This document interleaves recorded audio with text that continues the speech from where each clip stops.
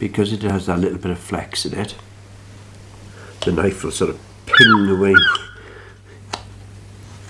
That should come in a little bit more than that. I want it to look as if the coat is slightly off the floor. Watching my thumb. Just gives it that different look, I think. More unique, maybe is the word I'm looking for. That should come in a little bit more than that. Let's get that back in there now.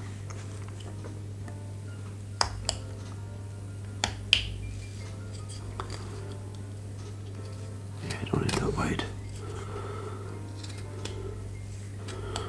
And I also want to undercut all the way around here. So what I'm going to do, I'm going to use the very deep sort of small gouge from the larger of the two sets that I've got, that you've seen in previous videos. I'm just going to come literally the width of that gouge. It must be about 4 mil, 5 mil on there. You can go bigger if you want. But I want it to look as if the coat is slightly off the floor. So I'm not going to just do that. I'll show you what else I'm going to do with it now. But if I go around with that, that'll sort of take it off the floor. If you wanted to define it a little bit more, you could then go around the edge with the V tool, just taking that edge out a little bit more.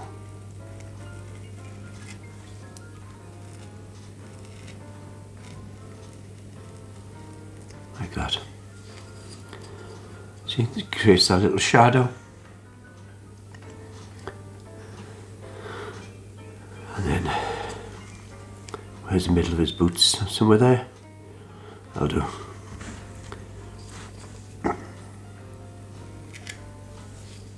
Just like that.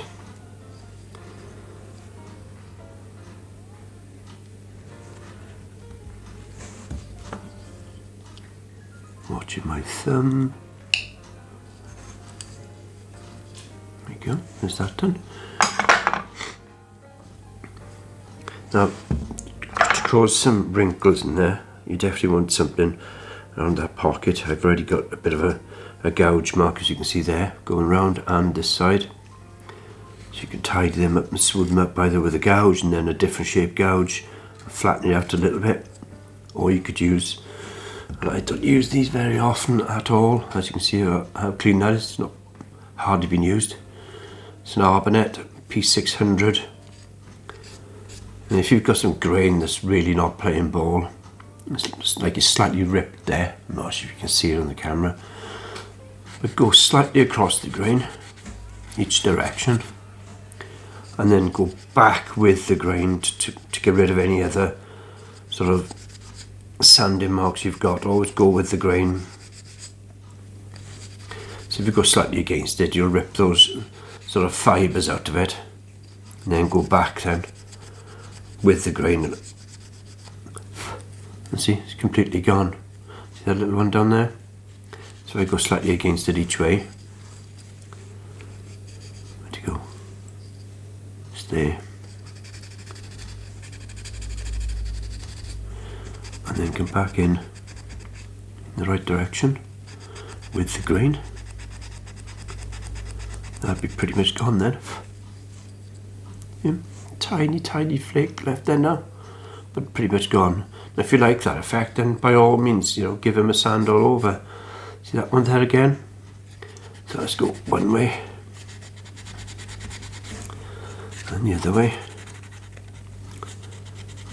This is my bad fingers, so that's not going to work. And then go back again with the grain.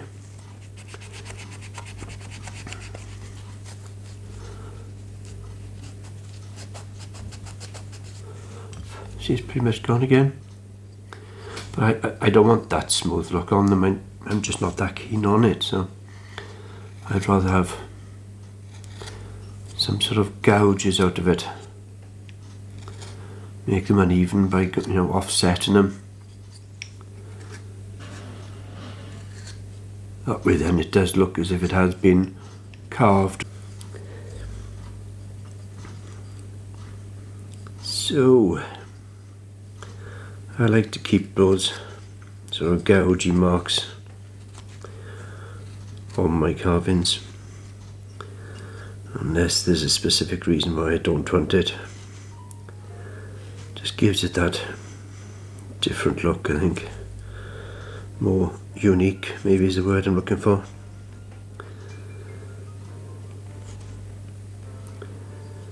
So he's pretty much done there now.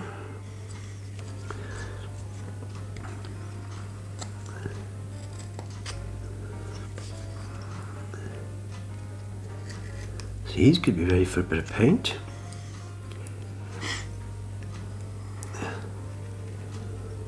I think I'm going to end up coming back to his nose here. Create a bit more shape to that.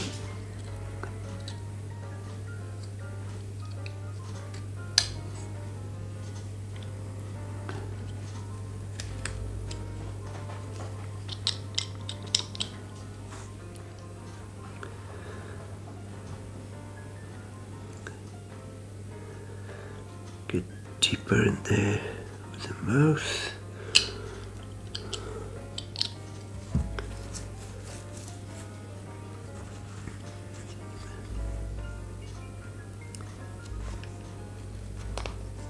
Some single slices out there to get uniform shape. Or uniform-ish. I don't want to totally uniform again. I don't like that symmetry look.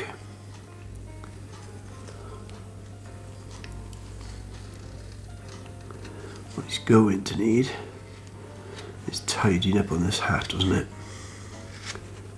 For sure. So let's go around there and create that edge a bit neater, like so.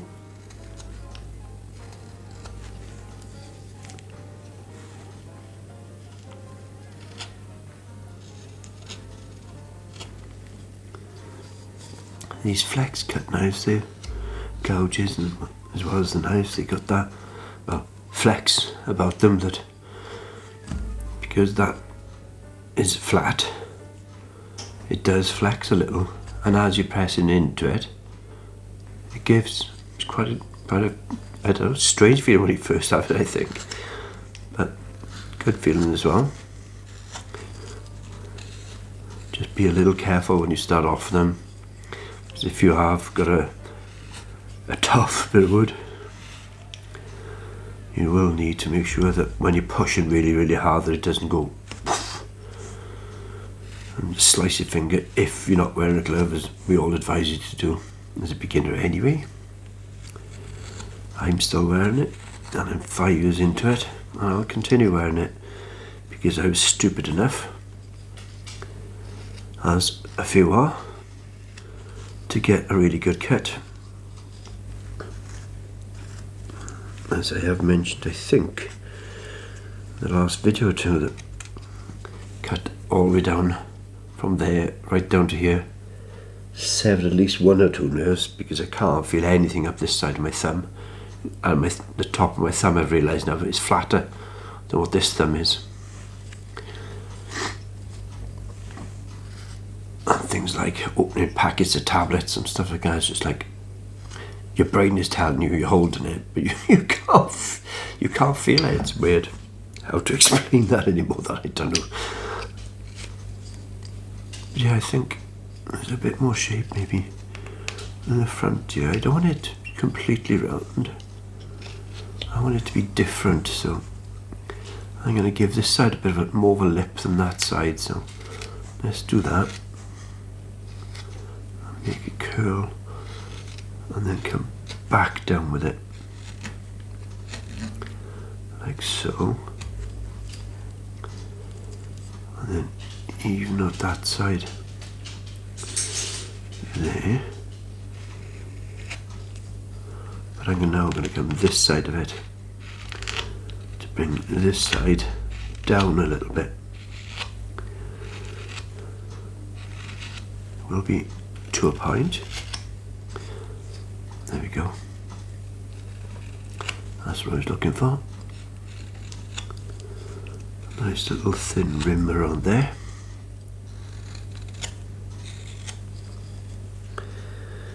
Is this going to work in that direction? Yeah.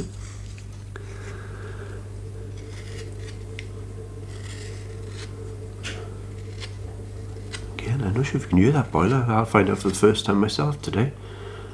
It's sort of like a dragon's den trying to fire up or something. Right, underneath here, I'm not sure what's going to happen underneath here. I really don't. When I paint this, so we'll see. I might have to go back in and recarve a bit more out or something, because the neck shouldn't be that wide, I don't think. Well, technically it wouldn't be that wide, but I think it might look okay.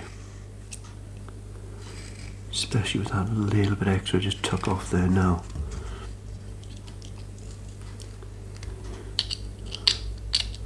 I'm sure there are some people out there that are saying, oh, there's a proportion for that and what have you, and yeah, there is. But I don't care. It's my carving. If I'm happy with it, that's the way it's staying.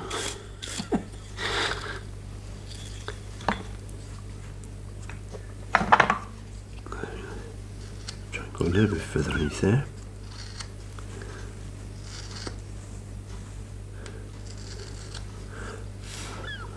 I don't know many. Well, I only know of a few, but I'll only mention one. I have followed some of his work, and I need to look at his classes really. I need to look at a few classes because my skills are still limited.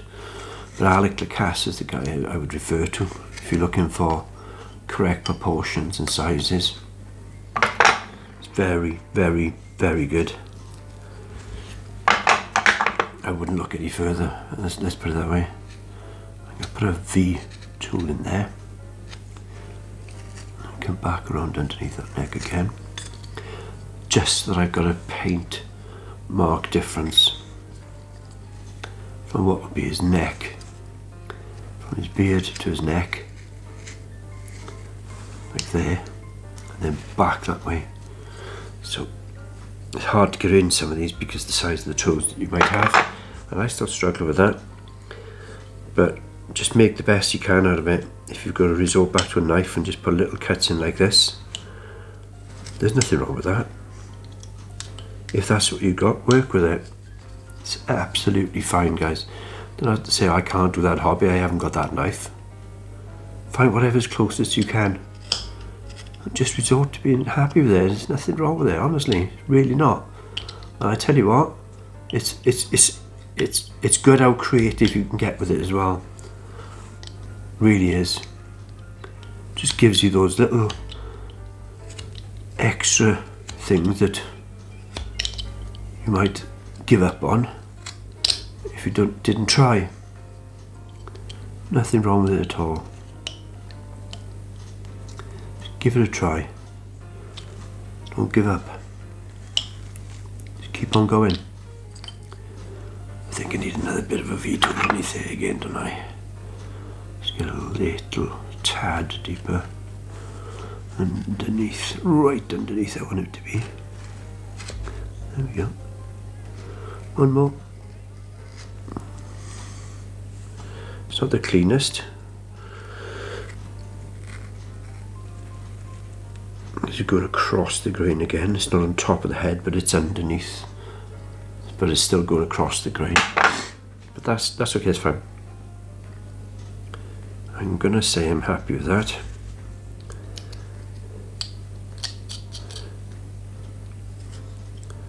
I could be happier, but again, if you're happy with that yourself and you want to paint it, you can always still slice a bit of that wood off after you paint it. If you think, it's not quite right, I'm not quite happy, just doesn't matter, it's painted.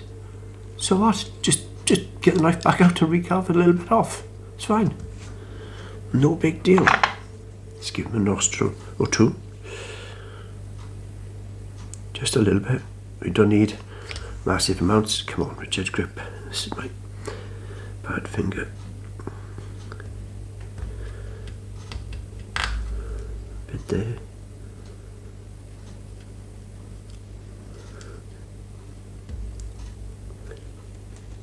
Oh, broke the nose, did it? No, I thought it broke. Yeah, I'm sure it has. Yeah. Oh dear. Now then, I'm not going to go digging amongst that. I'm just going to have to correct that by making them have a smaller nose. It looks like there's an issue with the router and echo device. Oh, So try restarting. Lex is telling me it doesn't have internet on there. Well, I haven't activated that, and I know it doesn't have internet in there, so why is it doing that? It's crazy, isn't it? Anyway, let's go back to giving this guy his nostril before it goes any further. There we go. All good. Disaster averted. Just recover in. It's just got a smaller nose. See? Don't give up on it.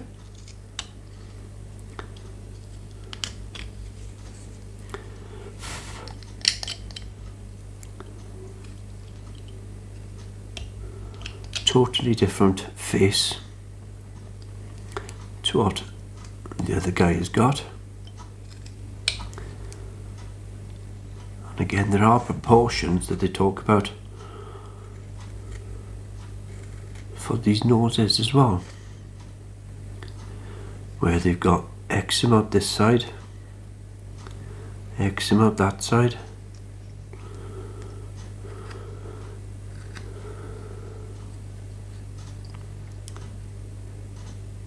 Now I'm just going to give him a bit of a smile line, as they say, coming down here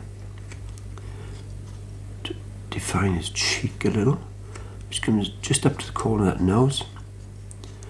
I'm going to do the same side, taking off thin layers at a time.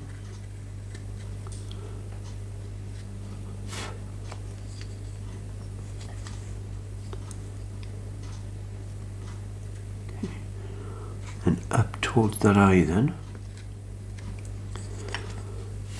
Again, I'm not doing eyeballs or anything like that on this guy. And in fact, that is about all I'm going to do on this guy as it is there now. I don't want to go into any more detail. This is how I want these ones finished, so to speak. No eyeballs this time. I'm going to do another set that will have eyeballs in them. So again, if you're not sure how to do the eyeballs and things, then just do that. Have a look at Gene Mess's little old men that he does. They're crazy. I still can't. I don't know how to explain this again, but I like copying a lot of the work that people have done out there and making videos of me doing it. Mainly Doug Linker and Gene Messer, but mainly Doug Linker stuff. But I mean, I know he's copied other people's stuff, etc. as well. But I can't do what Gene does. He's got this gift of finishing things the way that it's like old folky and everything. And it's like, how did you get that line in there? It's just like, and it looks so. It's just, I don't know. There's no word for it. It's awesome. I can't find the right words to describe it. It's just like amazing. It's just I don't know. That's just a gift. But practice is what you're gonna need to do them. Okay. Well, time is coming short on this. I really wanted to get painting on it. So I'm going to give painting a little go. I'm hoping I haven't got to edit too much on this to keep it all in one video. So I wanted them all to be around 30 minutes, but I think this one's going to be more than that now. So maybe I've cut some bits out for you. I want to give him some more wrinkles though, before we go any further at all. few marks here and there, like underneath the coat there.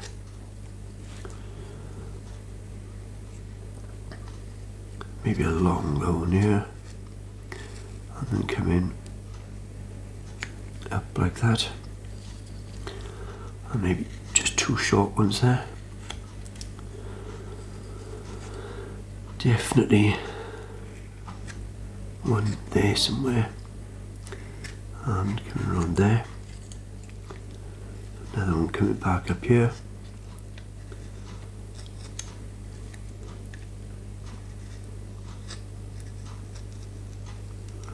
Wood is ripping because I'm going the wrong direction, because I'm going up into the wood rather than down with the wood. So I'm going to go the other way.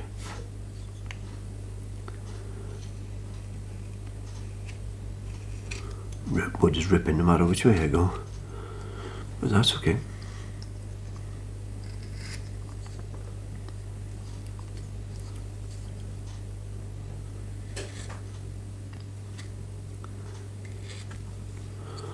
There we go, got that little one there, cheeky one at the bottom, that's going to the bottom of his coat, right by his feet.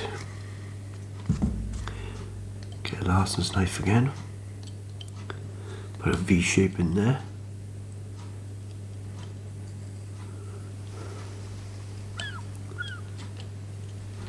You'd almost pray into the knife gods when you put a thin blade and dig right in like that, but pray underneath your breath if you want. You do get to know the knife and how much it'll take though. Well, you say that until you don't know. Yeah, I think you know what I mean. There we go, I'm happy with that. Job done.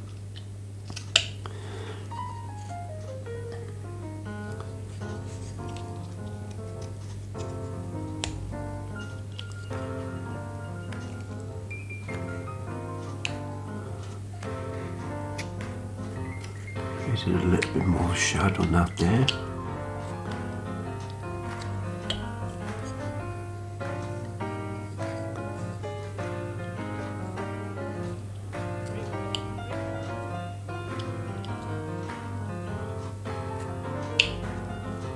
There, and I really think that that's about it.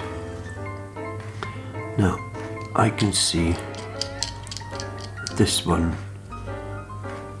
is going to be hard for me to try and get clean around this head, so I can see it splintering kind of a lot of places, so I am going to use that arbanet in this one. As little as I possibly can get away with across the grain there, and then with the grain best I can.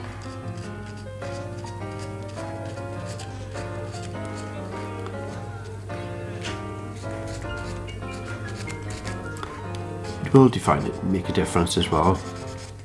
If you've got the rest of it all carved and gouged out and everything, and you kind of make it a little bit softer like I am now, using a 600 or 1000 grit. It'll soften that face up on it, your skin is going to be softer than what the jacket feel is going to be when you're looking at it then as well. Even the nose, if you soften that nose up and not have those edges.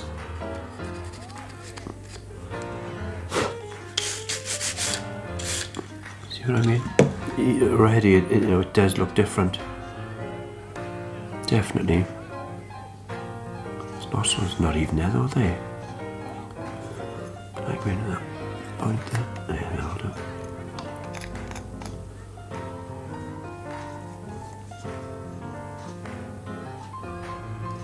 And then just give the odd nick here and there underneath the eyes. Like that. Hopefully not splintering too much.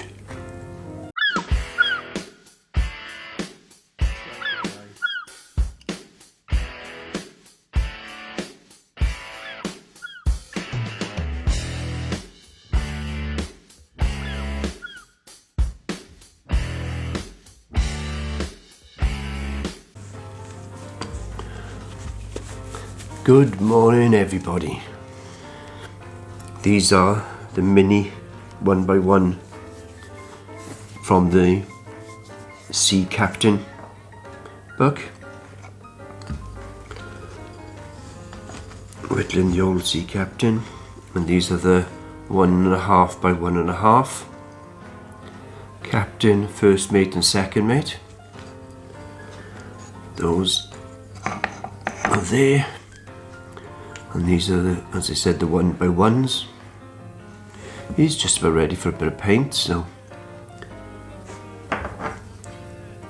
just a few little tiny clean up marks here and there left to go. The knife I've got today here on the table is from Gare. It's also featured on my website if you want to take a look at that. The whittler.co.uk.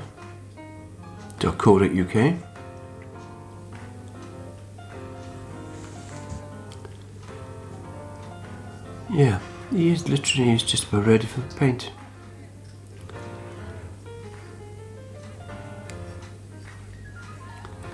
I'm not sure we'll give him a few more wrinkles in his coat, but I think that's fair game there.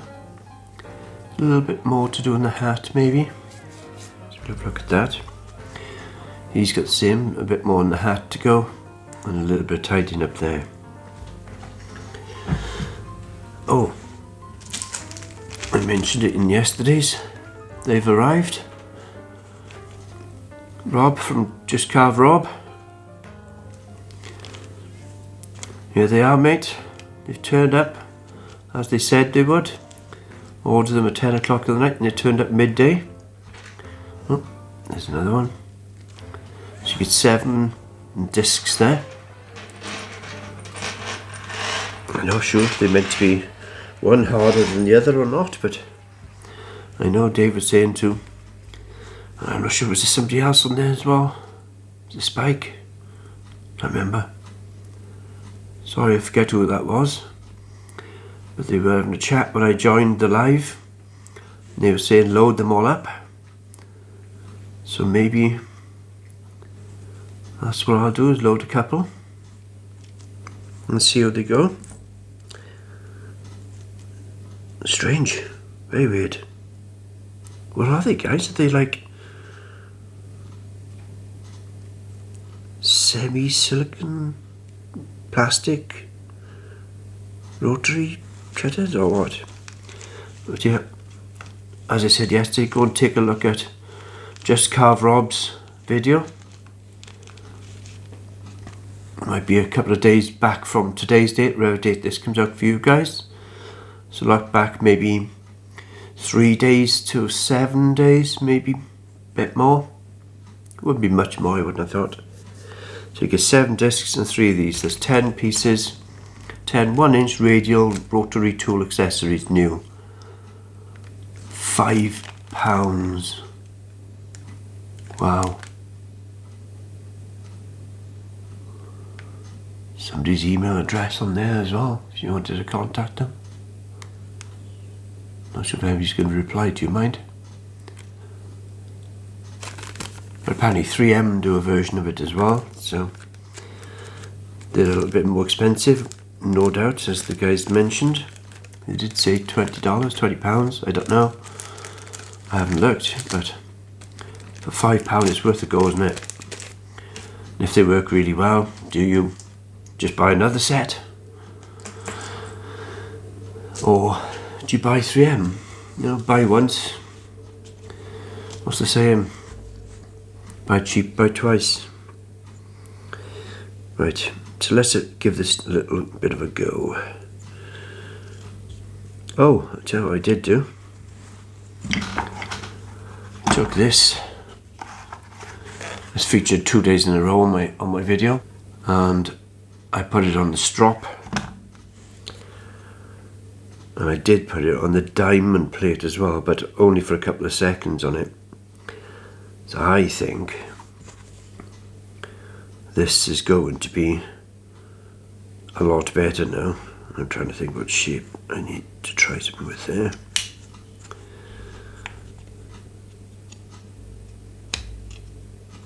Oh yes.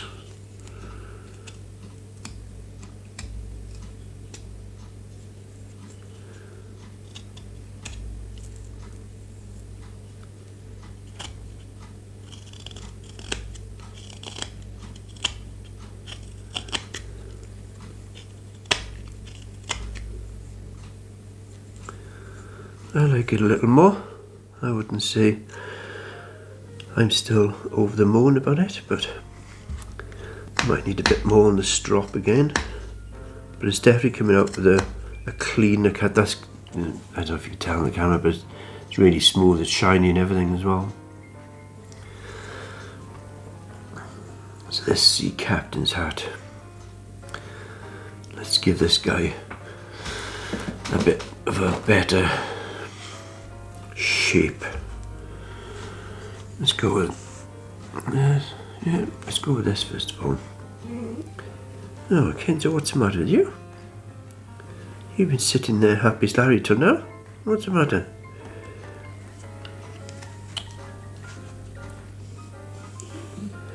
You want to go down now, do you? You've been sat in that chair right next to me in the bar stool.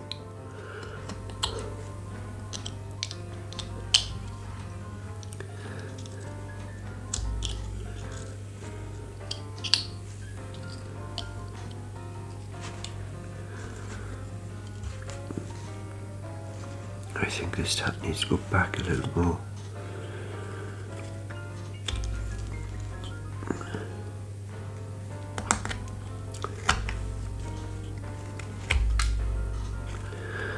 Ideal for more of a roughing out type of thing. This knife really, I'm not roughing out, more detailed work. But it'll do it. It'll do this fine. You can see how smooth those cuts are.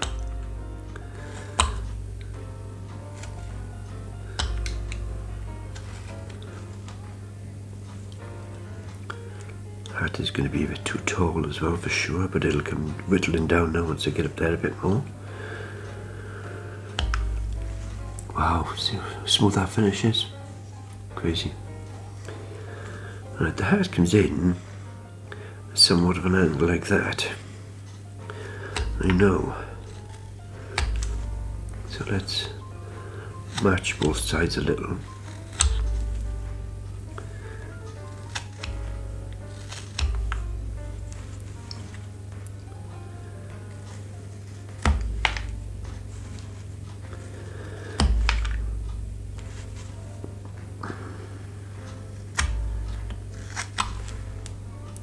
So, whoops, stabbing the camera. It's never good, is it? There, sit still.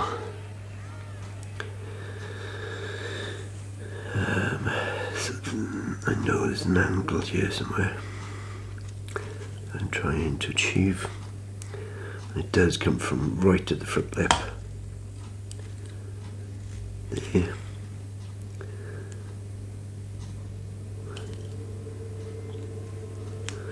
Not sure if you can hear my heating, central heating coming on and off. It's another cold day. Not like, again, some of you guys are getting in the snowier climates, but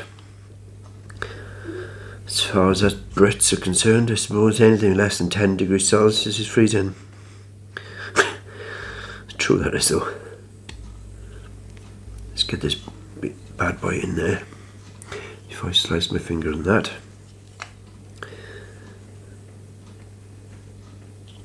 Let's see if this bugger locks today then, is it? Listen for it. Yeah. Oh, that's looking good.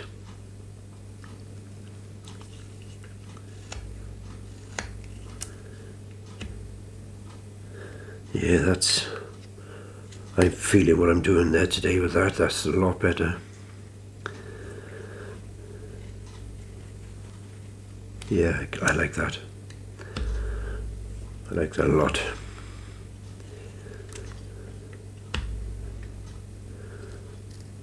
Did I get that angle right? I made that stop cut there, surely. There we go. One slice there.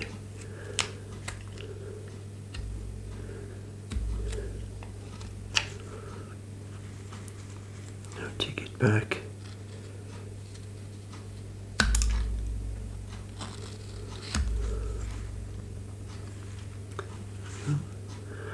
Now the corners.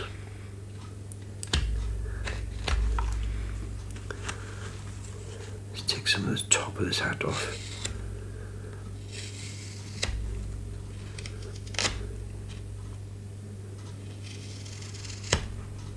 Let's go across the grain. Kind of okay.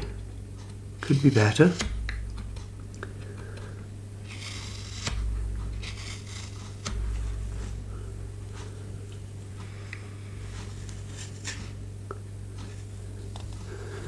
I think it's still doing a little bit more work yet. Oh, Kenzo, poor you, sitting on a nice bar stool. What's the matter? You want to go down and join Bella in the living room on the settee, do you? Oof.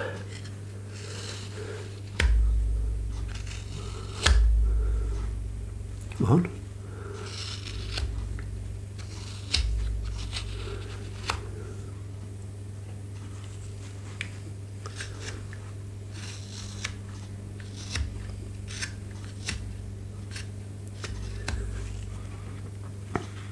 Down better there now.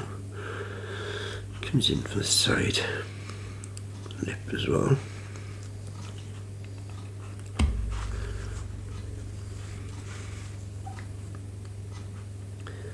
You really want to go down, do you? But you're going to sit there with Daddy. I thought you wanted to stay there with Daddy and listen and watch. I know you've seen this one before, haven't you? Hang on, I'll let you down now. Give me a minute. I'll be with you now, in a minute.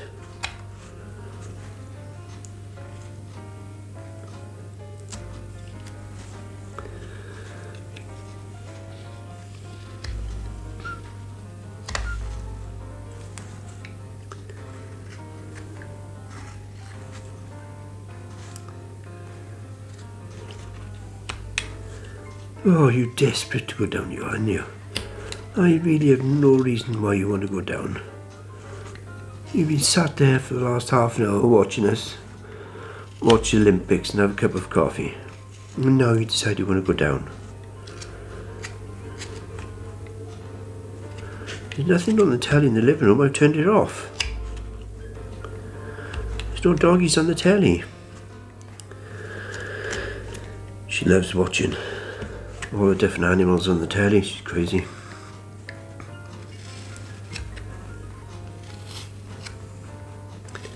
Tell you what I can feel here, guys, is the edge of this. My finger here. Can you hear that one? I swear I could strike a foul rod with that. Don't tempt me, I might try it. Oh gosh, blimey, Charlie. Not so bad, Kenzo. Come on, come here, look, you can jump, go on, you can jump.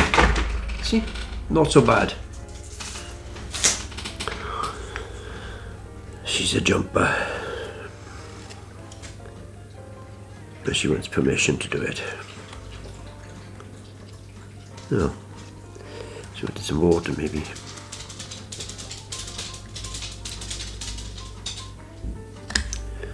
Just going in there. Yeah, she wanted water.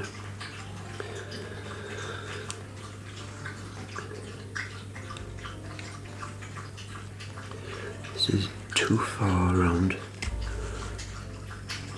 the sides and the back.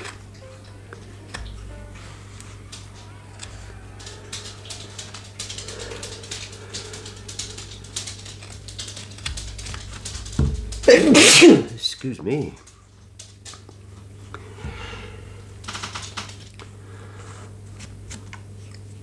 So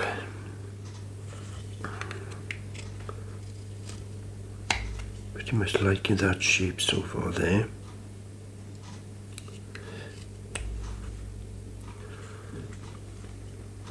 I might get one of these out as well, just to get more shape and character into that hat around the edges.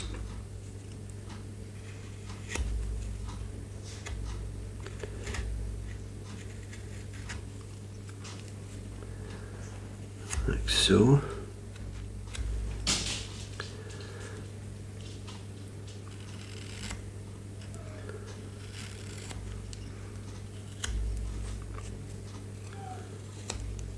What on earth is she crying for now?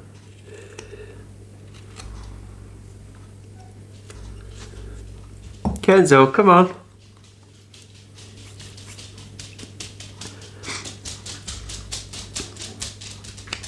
Do you want to go at the back? Do you want to go out?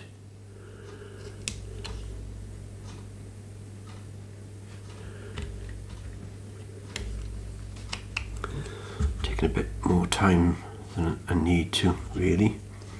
I'm doing that part of the hat. But there you go.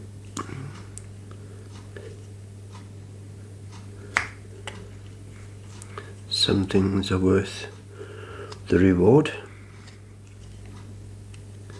And I think that shape is a little bit of a giveaway to the character from the book, so I wanted to keep it pretty good. I think I need to draw it at an end there on that, and maybe come back to that later again, but I'm fairly happy with that. It's going to need to go back further again though, isn't it? Let's use that, take it back like that, and have a nice curl in that hat. Yeah, like that.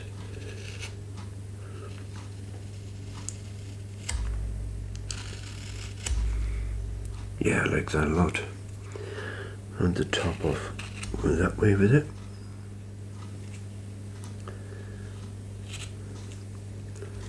Following the grain there.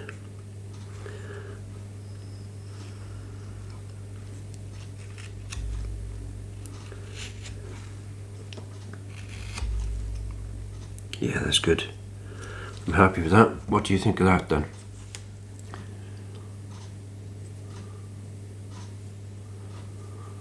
Yeah, he's alright. He's taking shape.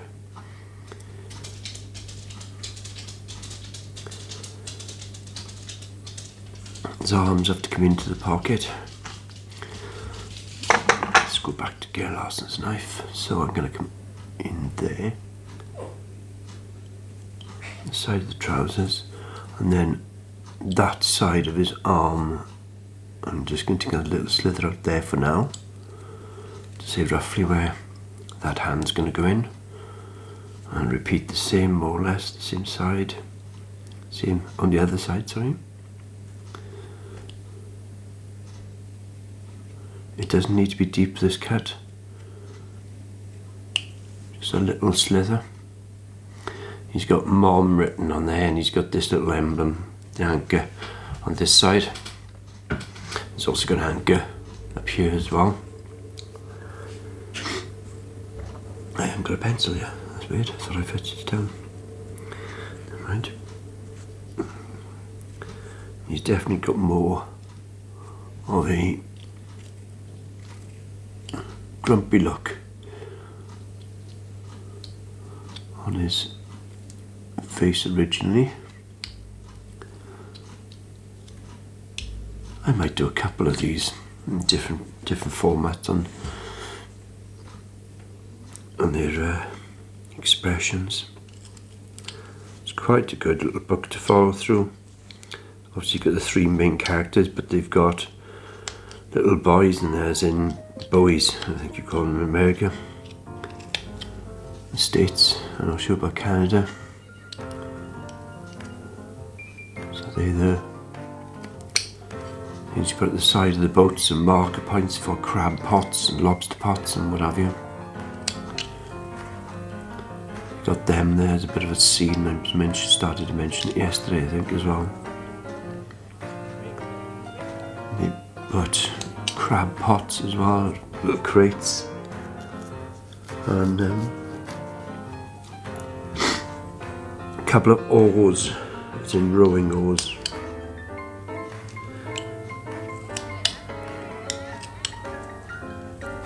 So this is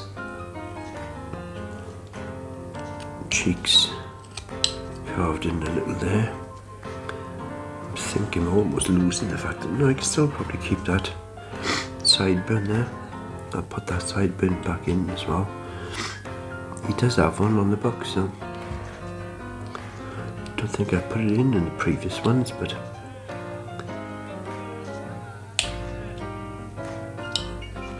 leave that there for now. Always make it bigger to start with, then you can go smaller.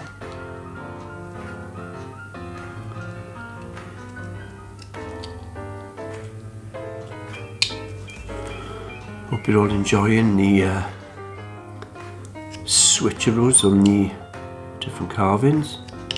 I thought it might help give you different ideas switching around from one to the other rather than trying to get one thing done from multiple parts, as I usually do, 3 to 5 parts, or 7 in some of them. This guy's ready for painting pretty much as well.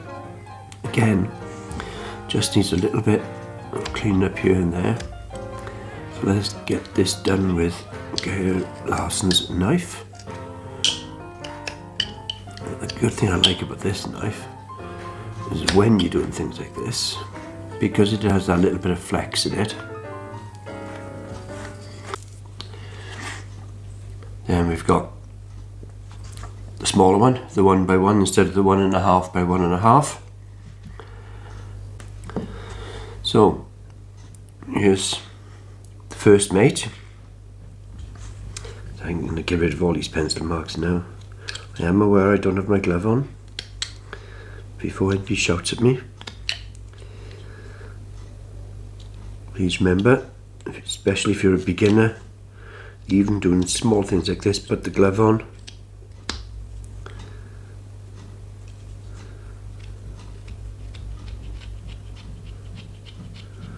But if your blades are sharp, and they should be, then that little bit there can catch you, and all of a sudden you'll have a red object instead of a nice plain wood finish. Going to get rid of these pocket marks it's got on here.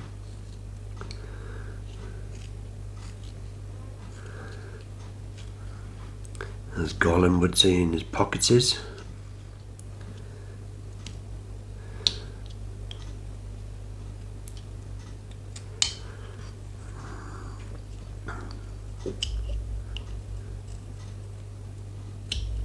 I was about to start this video by saying good morning to you all,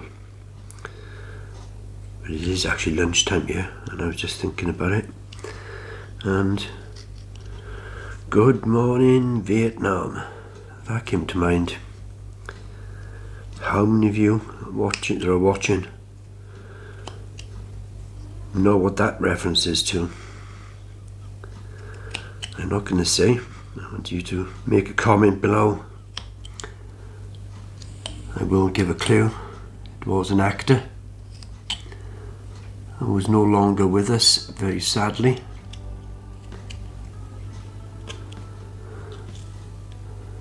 Amazing actor. I'd be disappointed if there's less than 10 comments below not mentioning his name. That's for sure. Not for me, but for him.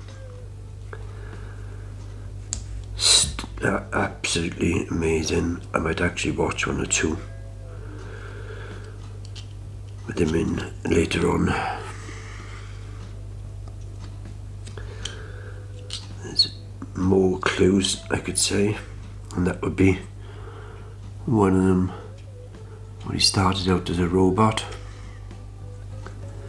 You can make that, put that name of that film title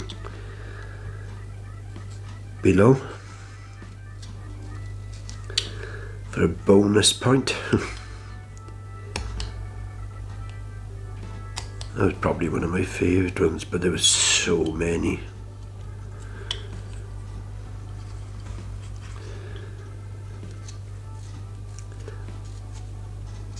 By now you should have commented some. Robin Williams. What a sad day that was, I tell you. One heck of a bloke and actor. Incredibly sad. See him not around.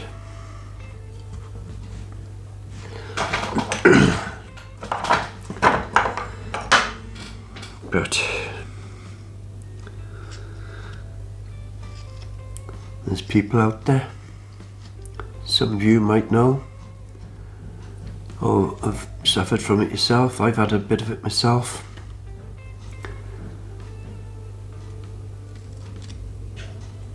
Not nice. Not nice at all.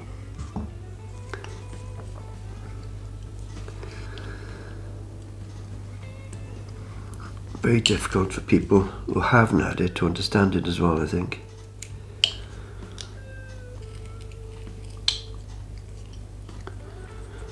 So, just checking then that I did plug the microphone in. Blimey. Thought for a second I hadn't. So this is now the 4th day of videos I'm making for you.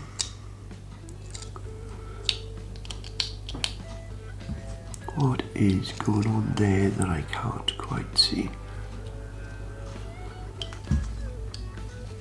The camera right in front of my face, I can't always see what I'm doing.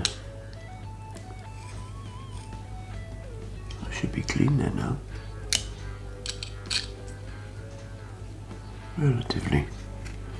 There we go, it's better.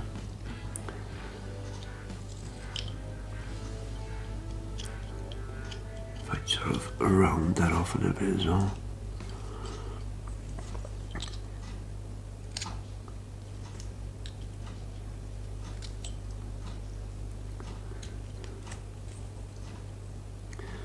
Yep, that's good. Maybe go in a bit more again there. I'm gonna go right in underneath there, so it creates a bigger effect of it being empty underneath there.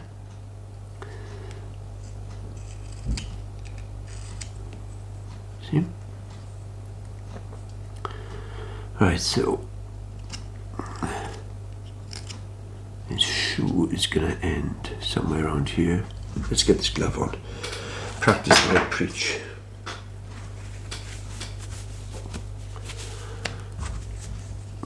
So the shoe is gonna go in a bit there.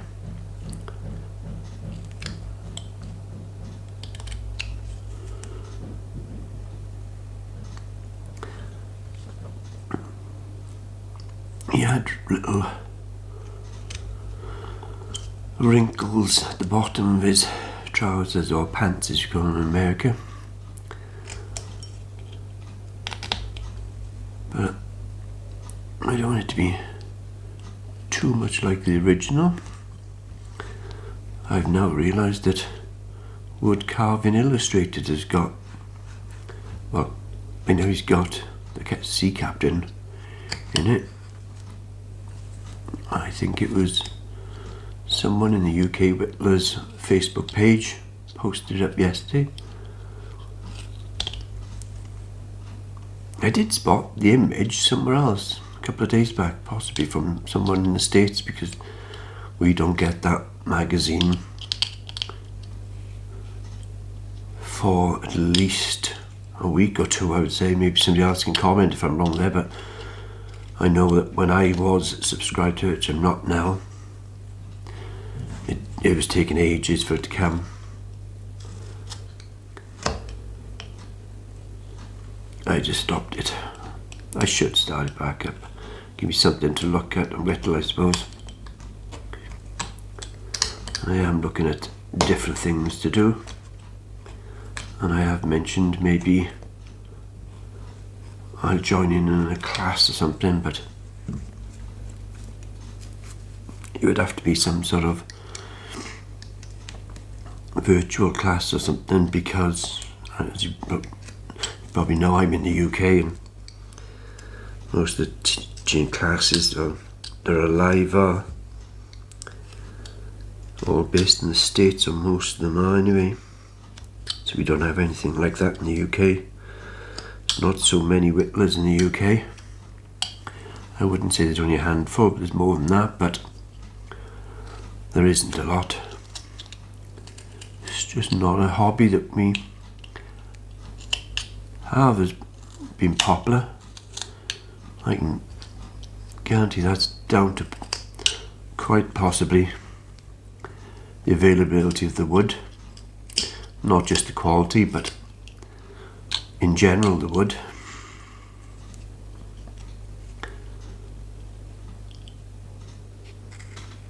So that's going to be an influence in whether you take up the hobby or not. But certainly the availability of what is available is also limited to mainly Amazon. Not only but exclusively, but it is where most of us get the wood from. I am lucky, I do have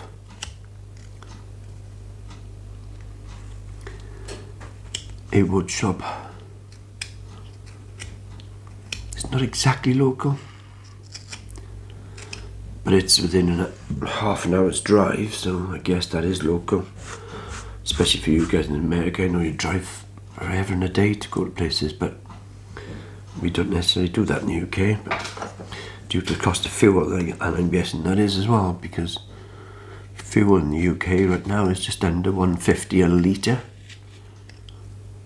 That's for diesel, not petrol, gas as you call it, petrol. In the States, they're about the same price though, within 5-10p. But it's crazy price.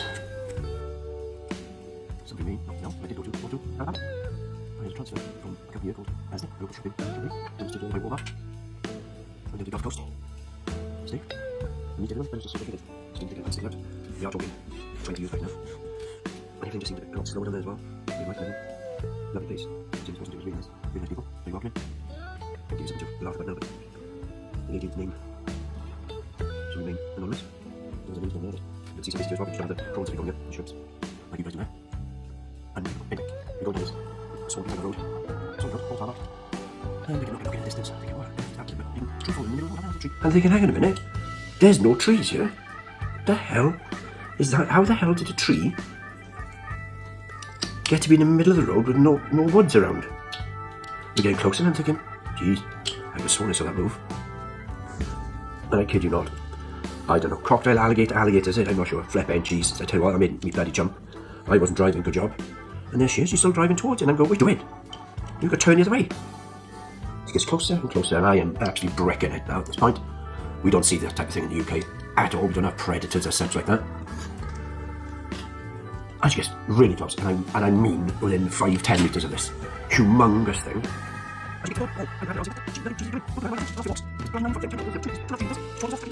Oh shit, nothing to do with it. But never was again.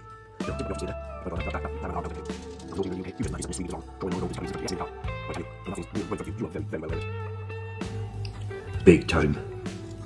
Really wasn't funny. And there she is, just laughing at me. Well, crazy. Absolutely crazy.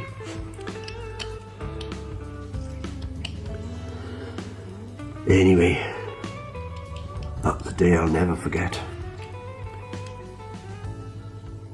Good memories. Let's use a knife by Ger Larson. You can look him up. He's on my website, thewhittler.co.uk. He's got a blog on there if you take a look through the blogs. You can find out a bit more about Gare and his knives and where he lives, etc. He's written a nice little blog on there for everyone to see. Yeah, it just needs a bit of tidying up. Making that nose a little deeper by there. Same this side. I'm just going to go in with just a basic little cut.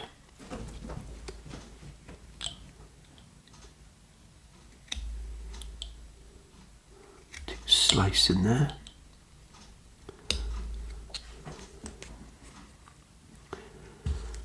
This needs to be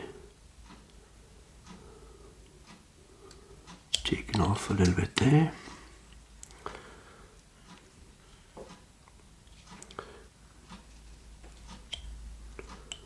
A little bit there. Trim underneath that hat so that line's gone. Make that nose go a little more underneath that hat. And create that little ridge there for the nostril.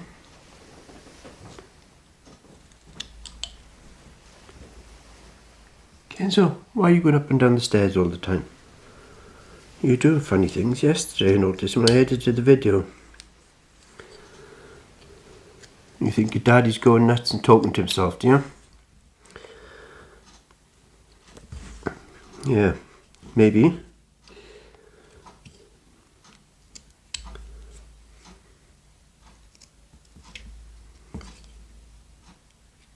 Just going to make a little nick in there. Come down to that little neck, and then I'm going to round that off. Same this side.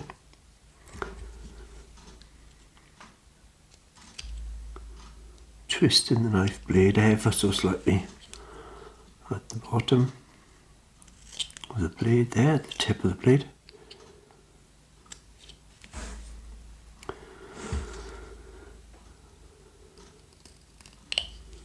And then take the front tiny bit off there.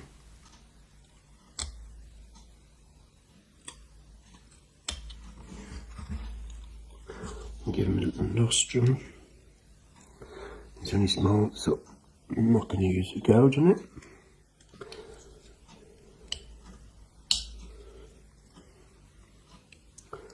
Basically just going in like a V cut in there.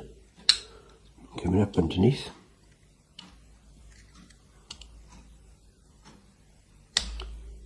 Just like so.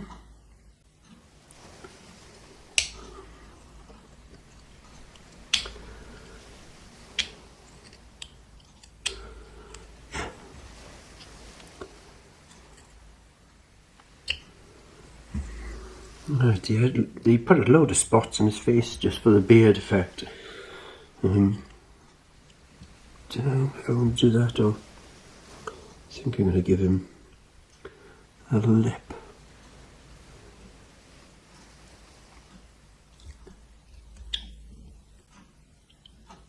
Yeah.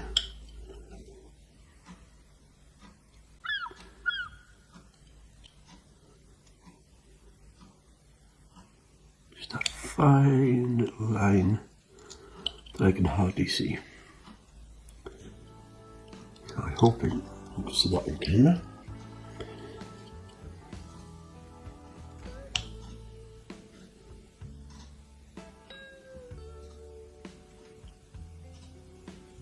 Goes that way.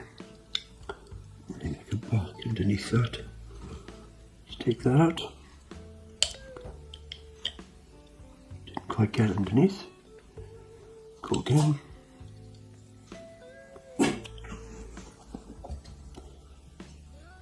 What are you doing? You frightened me there, Kenzo.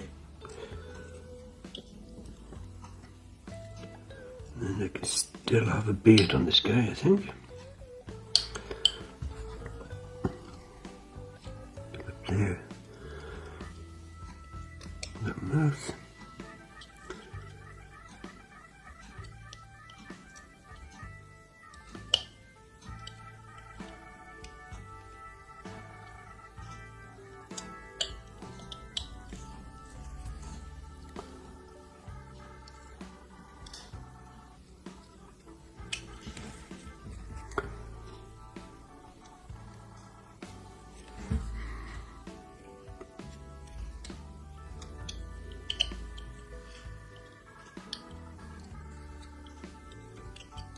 Not getting the right cut here. My eyes are playing up a little bit. Okay, so take this off now.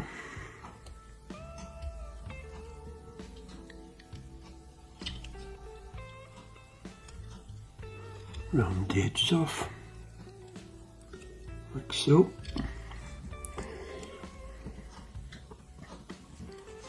Come on, let me get this a bit closer and get this tidied up now.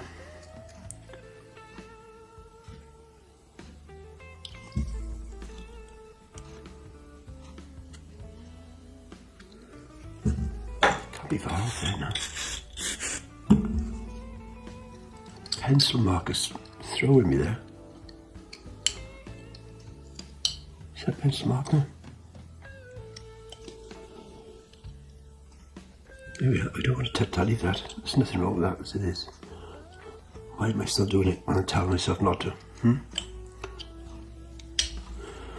Now I am talking to myself. Okay. Take a little bit off the side there as well. To round those cheeks up a little bit. I'm just going to do the same as the other guys had. I'm just going to have eyes that are going to be inside there. Like so.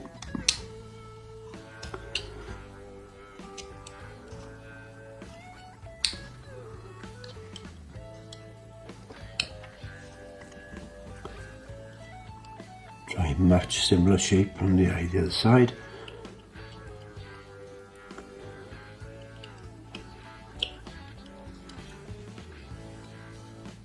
I guess the best way for me to say about that is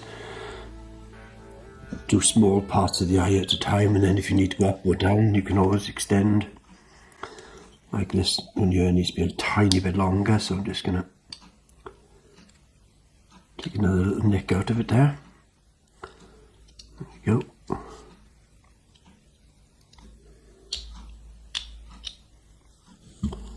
I'm going to round that nose off a little bit more on each side.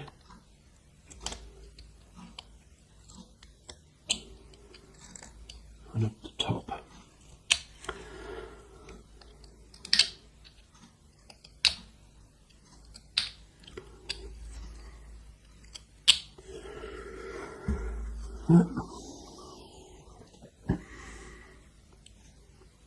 Don't really want to play too much more with them, to be honest. I could go home for another half an hour there playing around with that, but for the sake of the video, that's not happening. You've got those sideburns, haven't you? We said we're going to give them. Let's give them those sideburns. You can see they're taking shape, but there's one.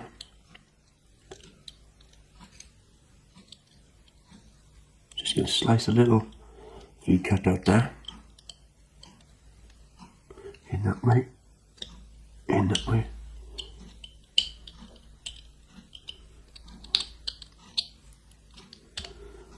See this side. So there's his ear, so I'm going to go in there. And I'm just going to take that slice out. Like so. And maybe, yeah, I'm going to leave it the same length. Diagonally like that, both sides. See how that looks when I paint it. And if I need to, go back and take a little bit more off. If I don't like it, I can take a bit more off. But I can't add any more onto the wood, can I? So, let's round these ears off a tiny bit. That comes in there. And the ear narrower at the bottom and top, you know, as in, it's that shape. So you want it narrow at the bottom and then higher up at the top. So I'm just going to go in like the face does at that slight angle. Take a little bit off the bottom to exaggerate it. I'm just going to go in and underneath his ear there. Take a little nick out behind the ear there. This side's pretty much done that already anyway. Take another tiny bit out.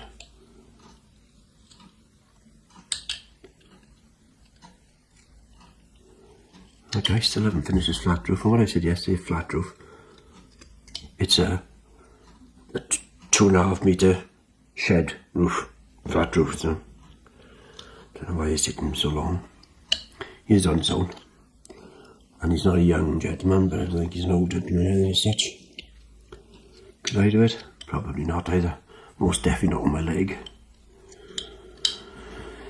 Anyway, sorry about the noise.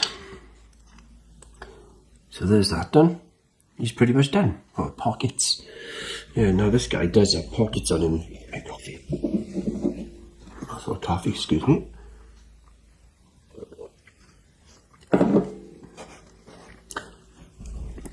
Yeah, let's just draw them in now. I'm not going to sort of take them out as such. I'm just going to draw them in with a knife.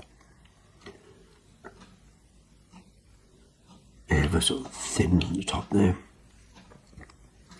He's got these pockets that come down a little each side and then come to a point at the bottom, like so. And it also has a line like the pocket lid, so it's got a cover for the pockets and nothing falls out, I guess.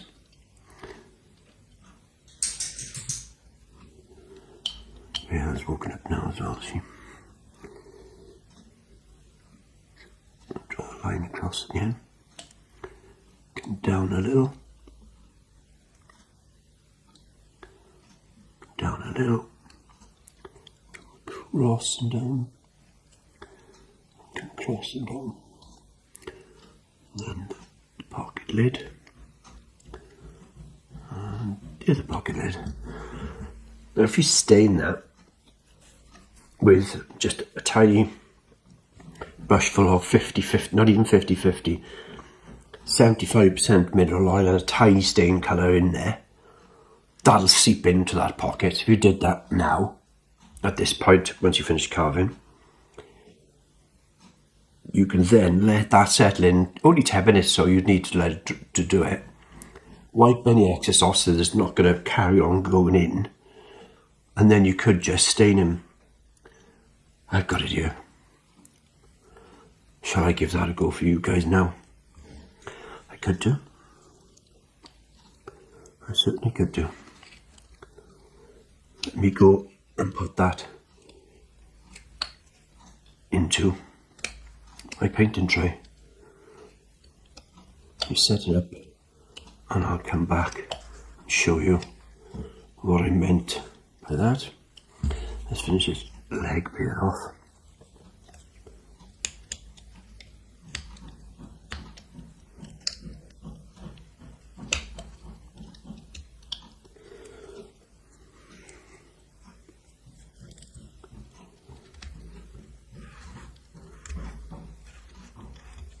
He did stop knocking and banging. That's why I started carving later. But there we go. He must have gone for his late breakfast or something. Or maybe he banged his thumb. I don't know.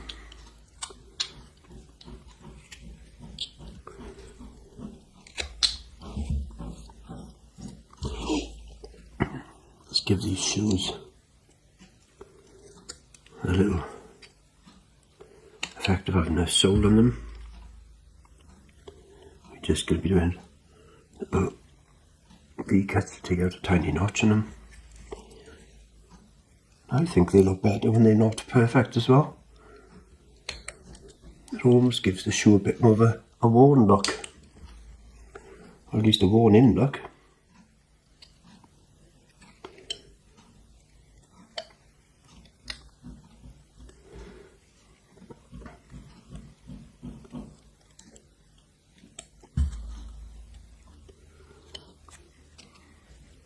So yesterday we did a paint and finish on a carving.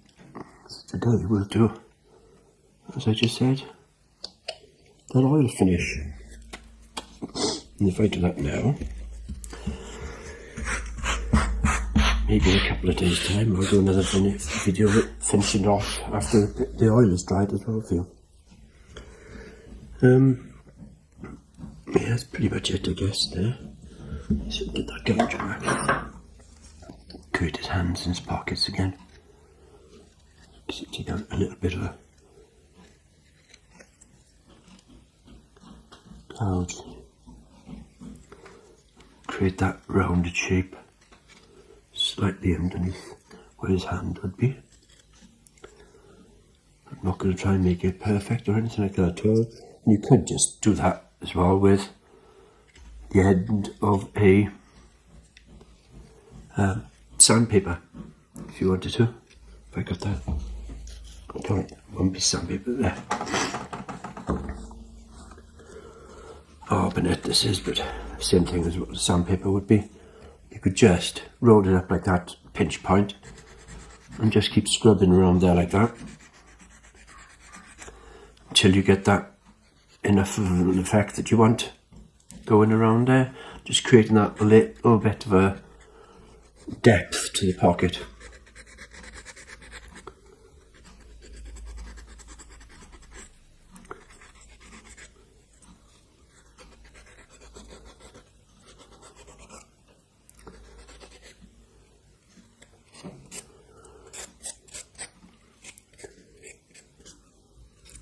Let's not go mad with the cloth. I don't normally use it, so let's not use much of it at all this time. Might do a bit around his nose.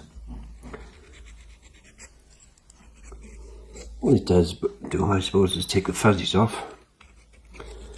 Never really thought of it that way.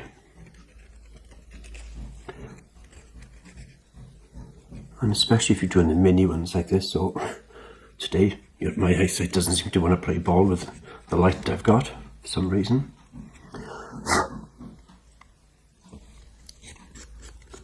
Yeah, that's okay then, huh?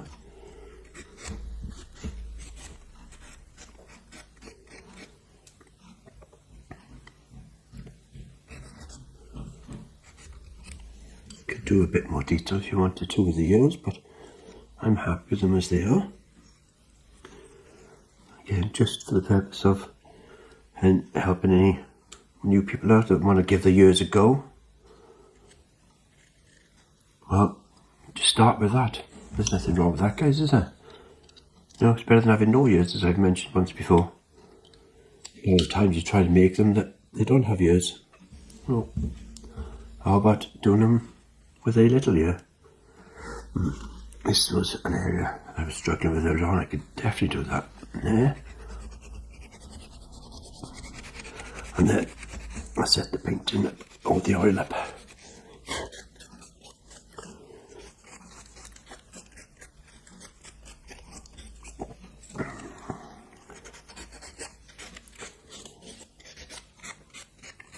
Let's do it all over now. It'll be uniform then.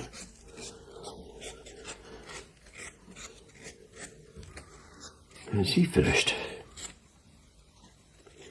I could do a tiny bit, tighten it, and there you go. Come on. I might cut a bit of this out of it for you so you don't have to wait so long.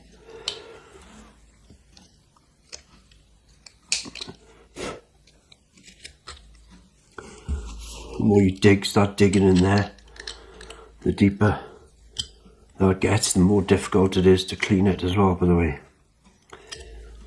That is enough. It is what it is. I might come back at it when I got better light to spin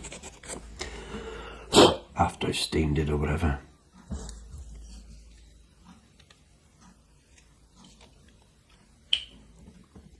There you go. Not many wrinkles on this guy, but I think that'd be enough.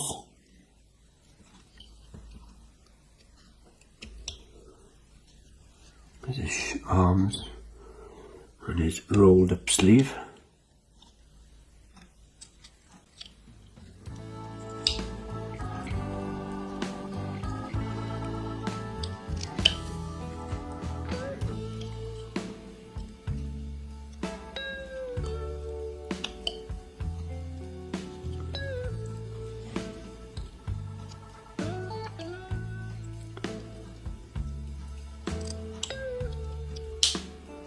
You could tinker forever and ever, like I mentioned just now.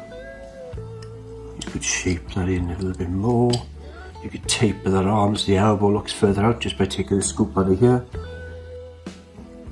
You know, you can go on forever, as I said. Let's go and have a go at these pockets. I can see they're not actually balanced on each side, not that I care. He's not a real dude, is he? He could be me on a belt here, couldn't he? So if I tidy that up and then just go across there like that, try and go a tiny slither under it. That's already made a line, and do the same the other side, so then just chip off on the other side, isn't it?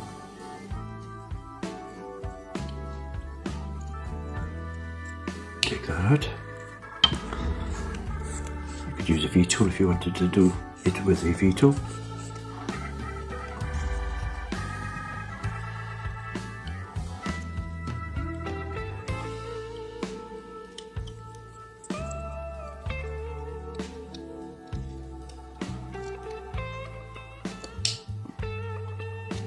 Bang, bang, bang, bang, bang, bang. Still at it. There we go. I'm not going to give any detail to the belt. That'll do. I carved the second mate from the book Whittling the Old Sea Captain by Mike Shipley. Check out my YouTube channel, The Whittler UK, to see how I did it. And the others are there too. The captain and his first mate. This is a 3.5 centimetre block, measuring 15 centimetres tall, which is just under 2, just over an inch, just under 1.5 inches by 6 inches. Okay. So from there we've made a sea captain, first mate, and we're on the second mate now out of these block sizes. I've also done it in the inch by inch sizes. So you got captain, first mate, second mate. And again, we're at the same stage with this little guy, doing the face to finish him off, and the whole series is finished. I will just paint these guys up at the end when everything's done. I'm not going to do a painting video on that because there's been enough of those. I'll just do a recap, talking about all of them right at the very end. So that's where we are today.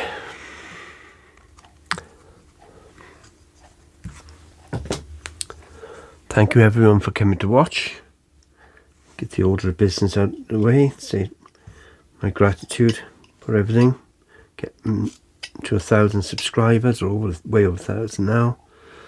And also by now I would have hit the 3,000 hour mark as well.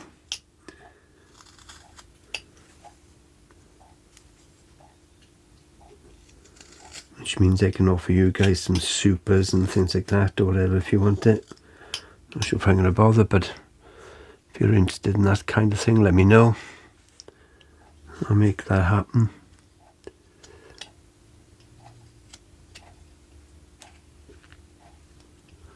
I set a target out back last June, end of June, when I really started to make things, to try and do it within 1 year.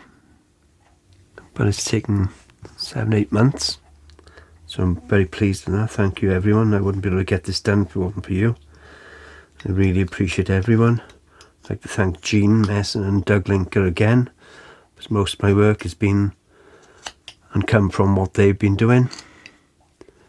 And I wouldn't say trying to make it my own, because that's not necessarily true. It's a copy of more or less what they've been doing as well. And I know some of it has come from other people before them, etc. as well, but it just gives me something to do. And I've tried to make it so this beginner friendly. 95% of my stuff has come from a block of wood, and not from a roughed out piece of wood that I've purchased in. So I try and cover every part of the video from the block of wood to the end, including the odd painting one. I don't do many of them, but I do a few. Okay. I'll even go through then the stages of whether you oil them first or paint them first and then oil them, or vice versa, and also whether you wax them, stain them as well. Plenty of videos on that. There's also videos out there, guys, on making a leather strop like this big bad boy, about 16-18 inches long. It's not something that's tiny. That's about 6 inches long. You can give you an idea of the size of that one. Yeah, much better for when you're doing your knife and keeping it at one angle all the way up, making sure you stropped it all the way through round. Just go in for 25 minutes. Really simple to make. You can make them for free. You just need to get a bit of leather from a sofa shop or something, a scrap bit of leather and scrap bit of wood. Pull yourself out some glue that you probably got in the shed or garage. Glue it on there. And yeah, you might have to buy some compound. But trust me, a block about this big is something like £5 in UK money. I don't know what that is in dollars. It's about £8 in dollars. And that lasts about 4 years, 5 years, depending on what you're using it, obviously. But anyway, let's get into this, shall we? Let's give this nose a bit more shape.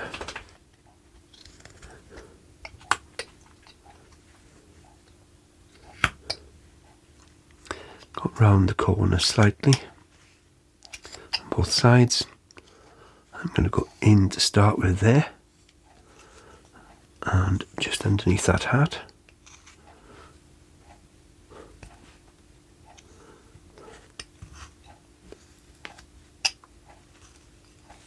So in a slight angle there, right down,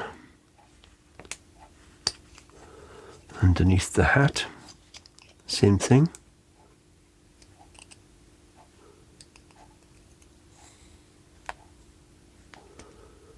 Then you can come up then, take that piece out. That gives you a start. You can angle the nose then slightly by taking that side off and that side off, trying to make a point coming up. You can adjust the nose to make it equal on both sides, or if you don't want it equal on both sides, you can just leave it with the stumpy nose to one side a little bit if you want, or if you want to twist the nose a little bit and take a chunk off this side of the head and push that eye in that way, that'll just twist the head a little bit, and then you can have the nose then, instead of being straight like that, you can have it going in an angle then like that, and then you can have the mouth down here and a higher up here. So yeah, a little bit more again off that side, I think.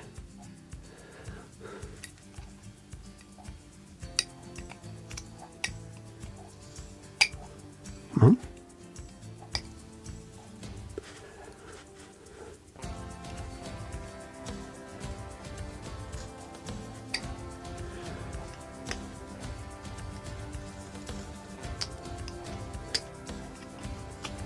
Right up there in that hat.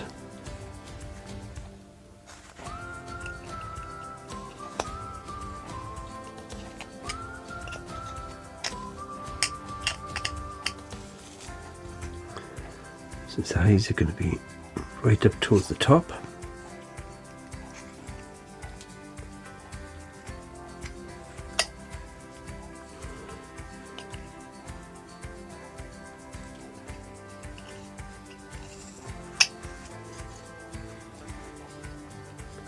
Keep on digging into that hat. See how it's sort of making a shade or shadows behind and underneath that hat.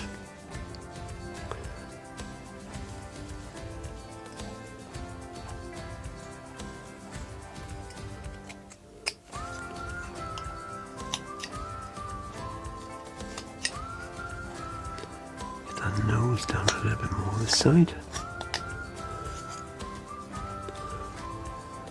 Just about there.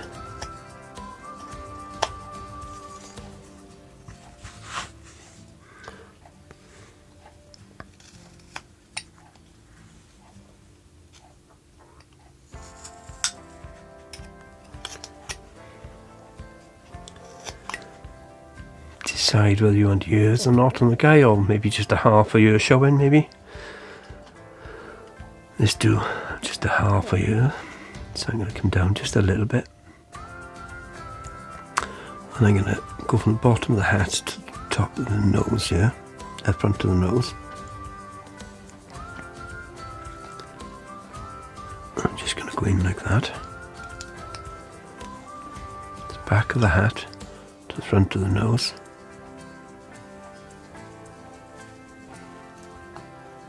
And then go under. Now, you can see there the line I've taken. You don't have to make it even, it doesn't have to be perfect. I mean, again, a lot of people want them to be symmetrical is the word I'm looking for, but I mean, I'm not that much of a lover of that type of thing, to be honest, but you can have them if you want. That's, you know, it's up to you. It's your carving. So there's the front, there's his nose, that's when his eyes are going to be, no, his ear. Now when you're going to see a little bit of his ear, so I'm just going to go in there, on the side, and then a little bit at the back there, create the back end of that ear. Same by here, by here. Go into the back of the ear, and this ear size was about that size. So then from his ear to his nose, take that out.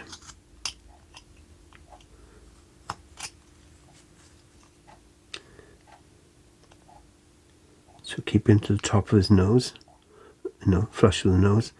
Take that bit out.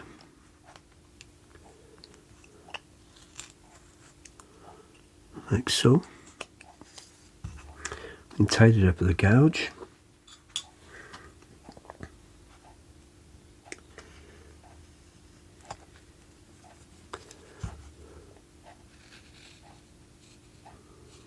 Up to the ear. Let's give him this extra bit of depth in there, and his eyes are going to be literally just underneath that hat.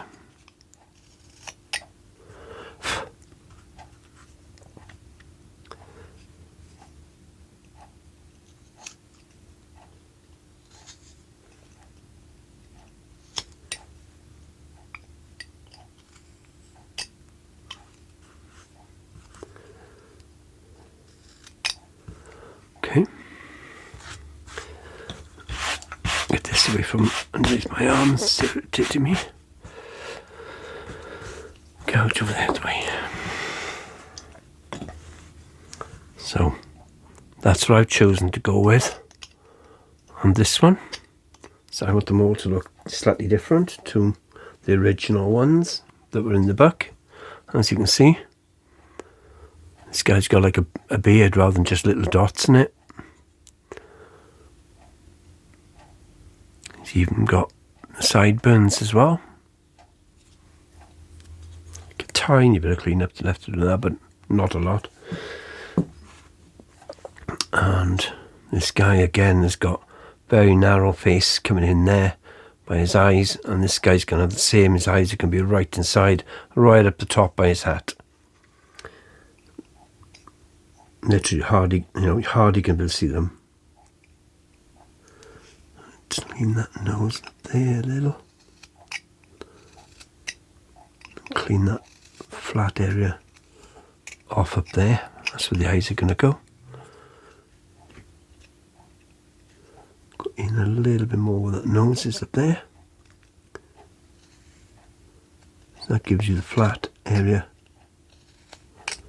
where his eyes are going to go again. Is that on camera? I think it might have been.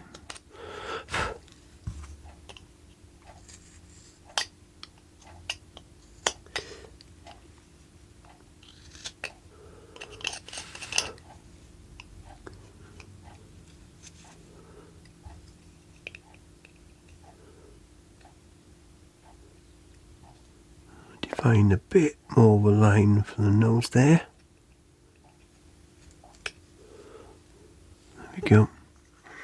That's done. I'm going to swoop a bit of a cheek in there. The gouge, just a little bit.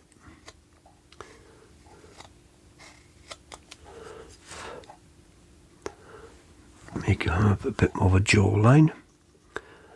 And you can now have a nose just up from the bottom. Let's do it this way. Let's take a corner up there, each side. And now where that corner meets, just go a little bit above it and just come down whatever angle you want to create the cheek itself, or the smile line. You can come all the way down to the bottom if you want. I think I did on that one. Or you don't have to if you don't want to. You can just leave little ones like that one has, and some crow's feet where the eyes were. So let's tidy that up.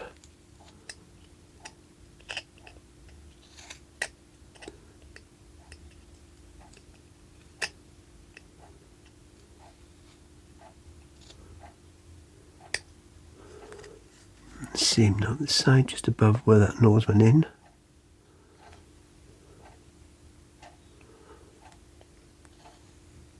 Just going to take a little slither out there, and then fetch it down to the bottom of the jaw there. Somewhere around there. You can keep it even on both sides if you want, again, or not if you don't want to. Doesn't matter.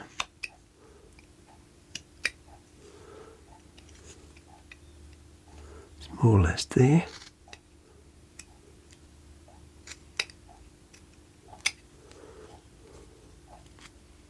Like so. Just got nose down a bit as well. It's too big at the top, it needs to come right down underneath the hat. Needs a gouge. Let's do a little bit of that work if you want.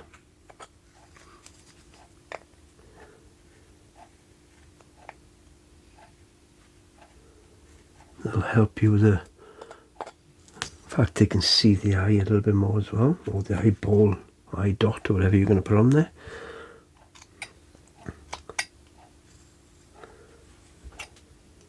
Like I mentioned earlier on in the video, or the previous one, it might have been, I'm not putting fully painted eyeballs or anything into this guy.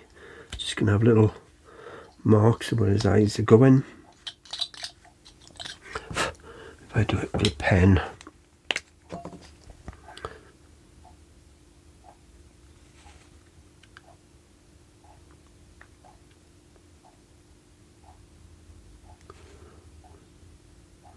so you get a bit of an idea what we're looking at. Something along those lines. Okay. So I'm going to go deeper on the nose here now and dig underneath the nose. Slightly exaggerated. Same on this corner. Come in there, but I'm going to go underneath it then. Take that piece out. And again then on the front, come down level to it, but I'm going to come right in again underneath that.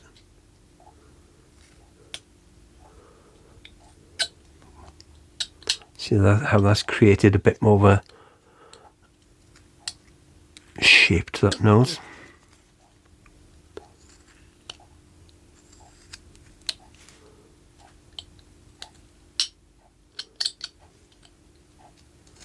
If you didn't watch the previous video, This knife is by a guy called Gail Larson. If you want to check him out, you can see him on my website. Look under blogs. You will have to scroll back a couple of pages now. I might pull him to the front at some point again. There's been a few more blogs in this since then, but he is there. Yep, beautiful knife, nice and flexible, so when you're doing those little corners, those little pieces, they ping out nicely. This one is a walnut handle that I put some grooves in myself. The blade itself is done by Chris Denham in the UK. You can check him out as well. He's on Facebook groups, or if you'd like to ask me about his details, I'll forward his details. He does comment on some of my videos, mainly the ones that are with knives, etc. So that's his passion.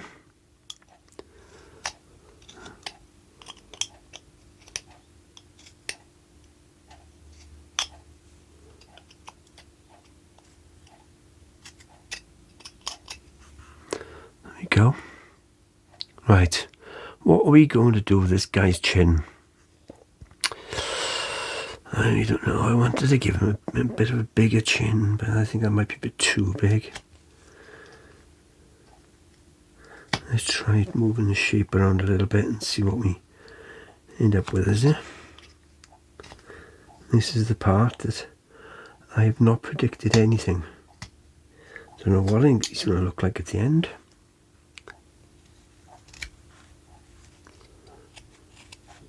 I'm just going with the flow and seeing what happens.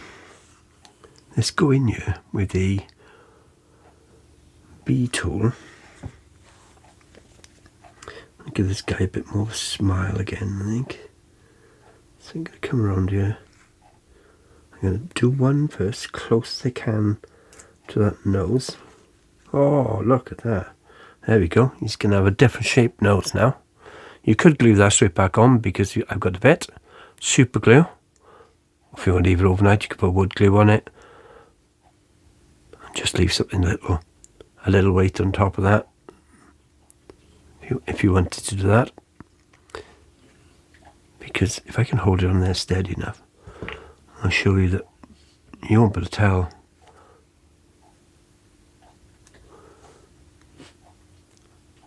See, if you glue that on, no one would ever know. I could have cut a split second out of the video and you would never have known I'd done it.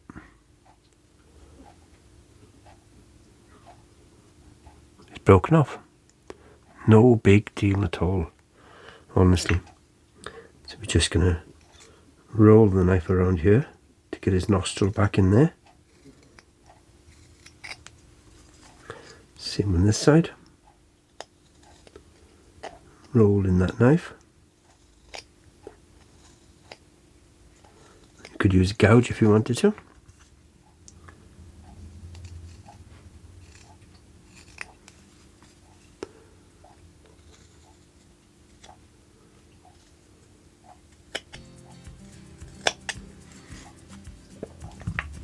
So where's the rounded gouge bit? That's the B tool.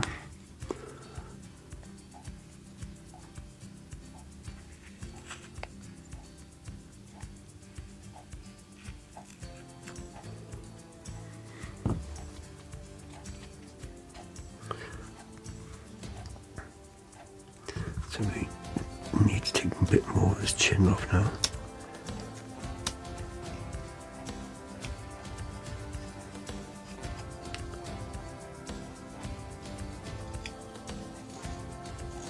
Still rounding it, put the nose off, the end there.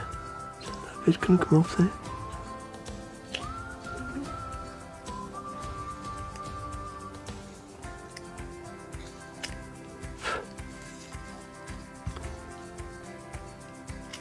Back in there, and there's the little knife by Gail Larson. Get a bit more detail in where that nose is going.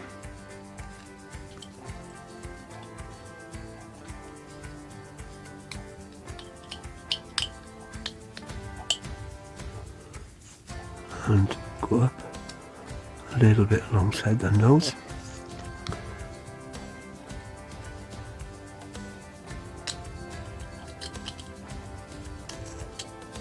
Making sure you don't dig in halfway underneath that nose, that end, and the same this side, otherwise you'll have no nose left. Again, go in there and up, and then just come down top, slice it in from underneath, like so. There we go, there's a nose back, shape it a little bit more. It's got to go into the head more, isn't it? Like that. There we go. To back now, to shape in the cheek this side.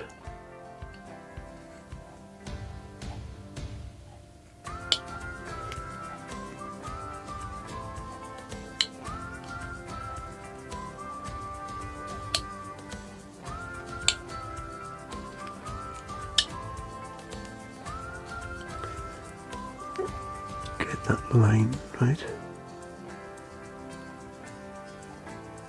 There we go.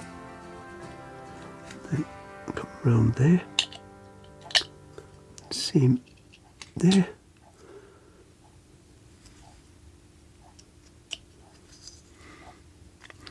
Now the same this side. Line down there.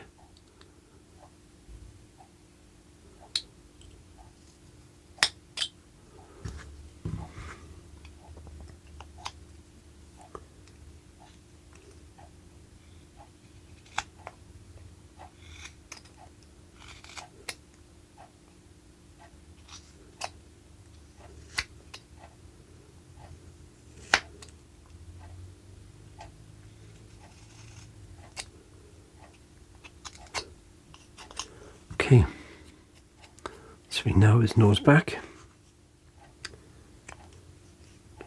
Take a little bit of these corners.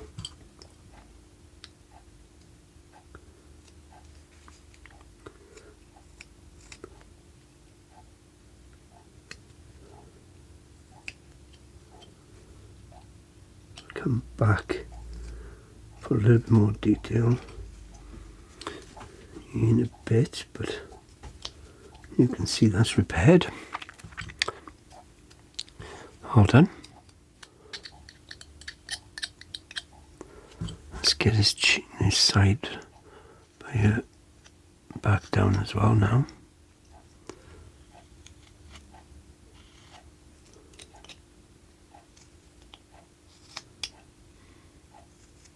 There's his cheek in place.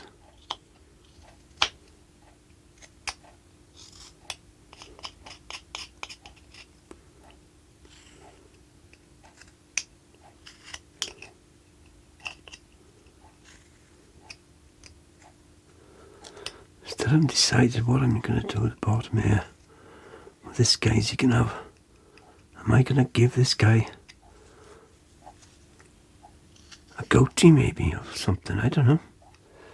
See, at this point, this is where you decide yourself. You know, this is how you're going to make it yourself, and you don't have to follow exactly something somebody's made and done and think, oh, I've broken it now, it's no good. You got to start again. Just change it up. Make it into something else. I think this guy's going to have a bit of a small beard. I never even knew it.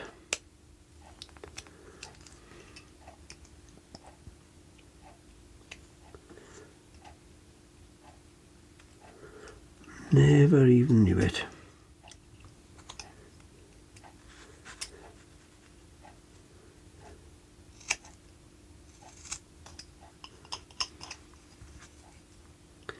Nothing like what's in the book, obviously. Take that off there.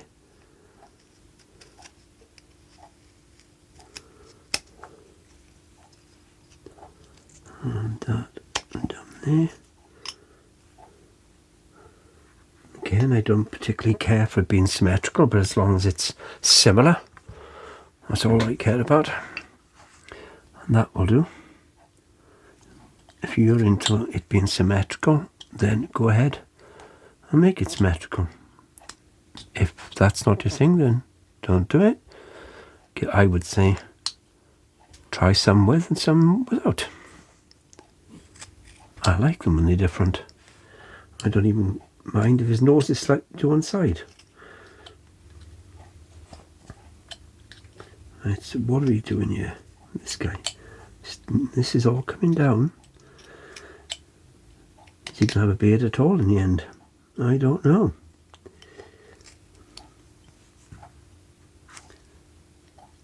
It's got to come down a slight bit more angle there, isn't it? He's somewhere near it. Even.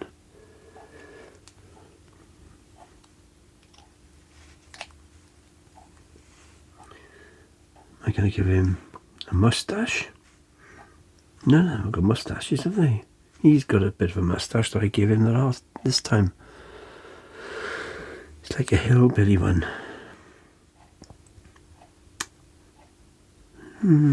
Maybe a moustache and a little beard, maybe.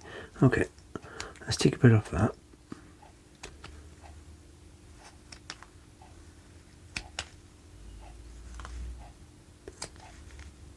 Take some bit off the edges.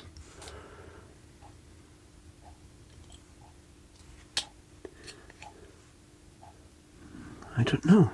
I'm really not sure what to do. Let's go in with a mouth. This is where we were earlier on, wasn't it? With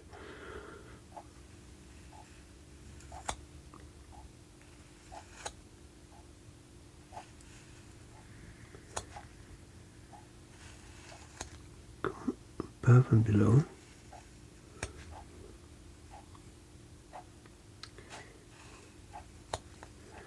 Go down the side there.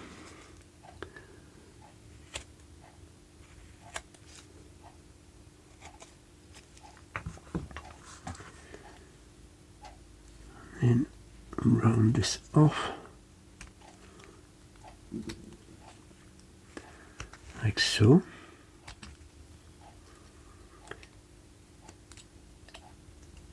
I think he's just going to end up with a smile.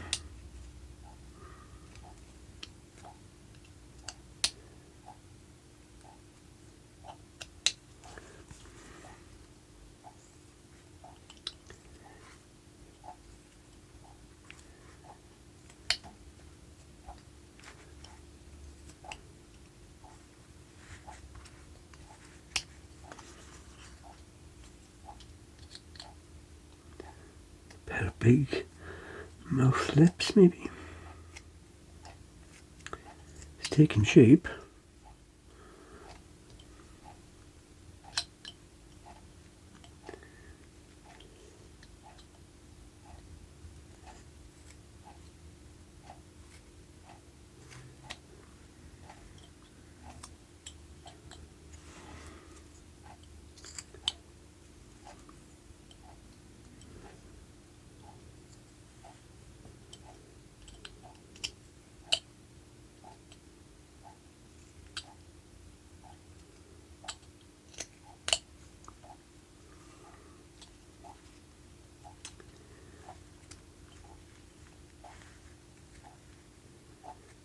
Don't know. Going down and just coming back to that.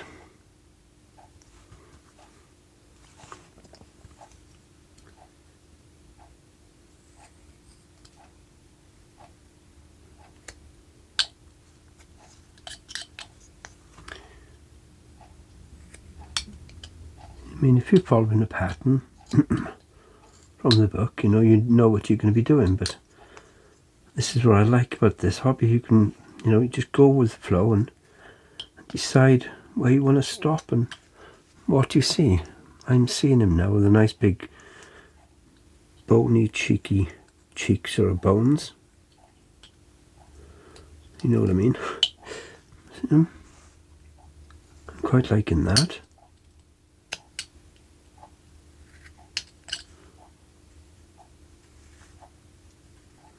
Really quite liking that.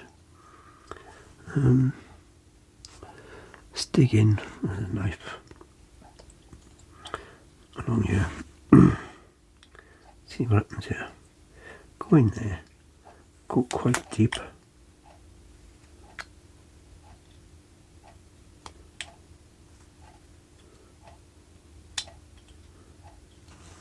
I think I'm going to give end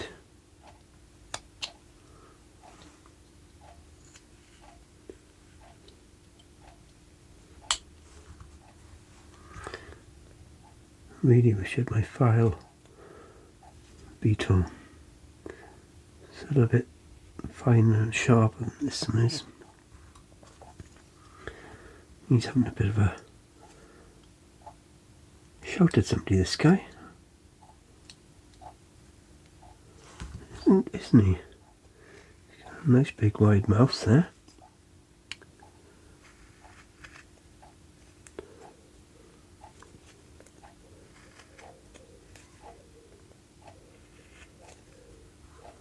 Yeah, quite like that.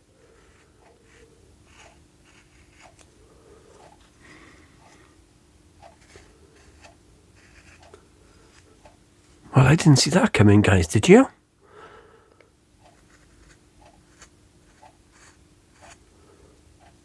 Well, hey. Yeah, I like that.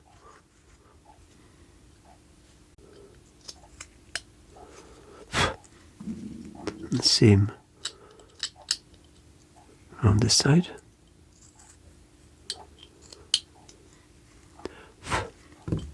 Brushing it.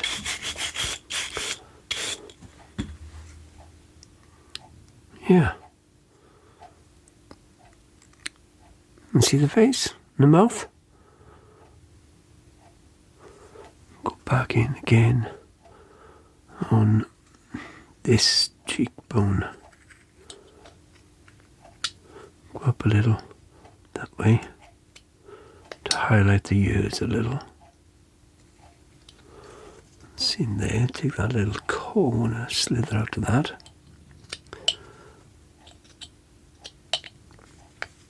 Come on.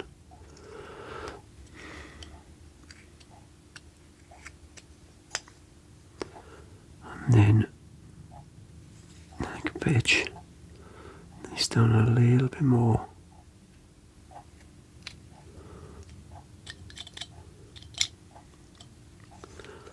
Take the top of that off. A little bit off that one. A little bit more underneath there.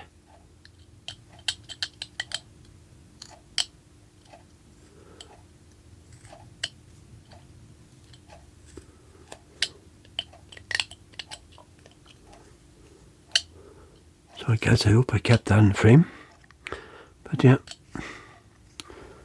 there he is.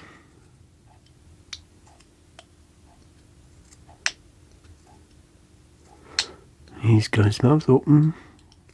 He's either singing or he's shouting out.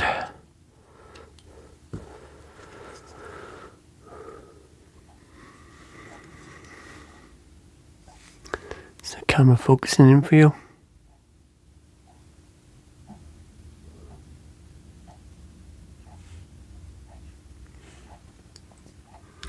Yep. His eyes are going to be similar to the other guys. So on here, it's just going to be a line going in that way and a cut underneath it. Like so.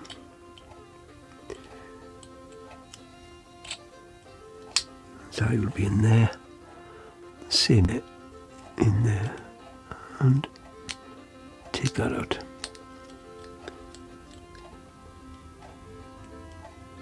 It's the pen mark I can see that's on there. There we go. Not sure if you could see it on camera or not, but it was there. Excuse me. There we go. He's pretty much done. Give him a bit of a V shape to his ear. By ear. His ear by ear. We only got half of the visibility of his ear, like we said.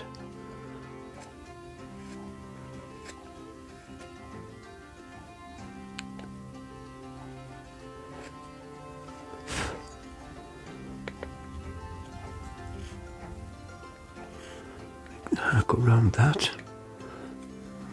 Same this side. What? Pieces falling off and staying on there. Not attached to anything. There we go, there's that done.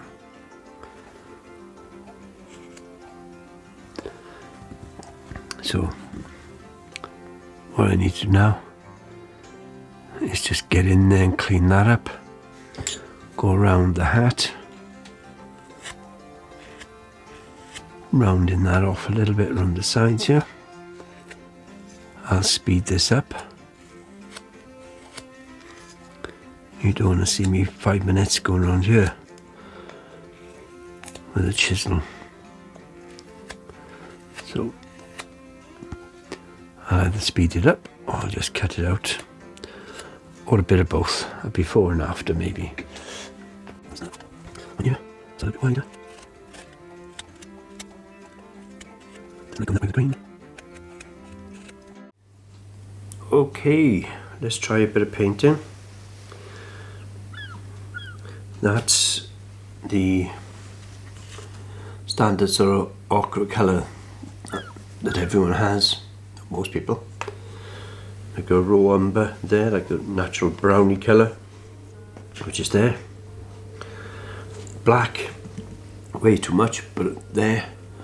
And just a white, or this one I think is, yeah, titanium white, this one. But white is white, as far as what you can need this amount for. But there, again, tiny amounts. This is way too much that I put in here, and I actually wanted to change it from just that colour to more of a yellowy colour into that as well. So I'm going to put a spot of yellow there. Again, little goes a long way. I got too much there, but I want to make sure you can see it. So I'm going to mix it up.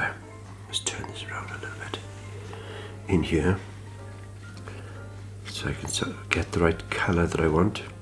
I definitely want it yellower than that. Yeah, that's pretty much the colour I want.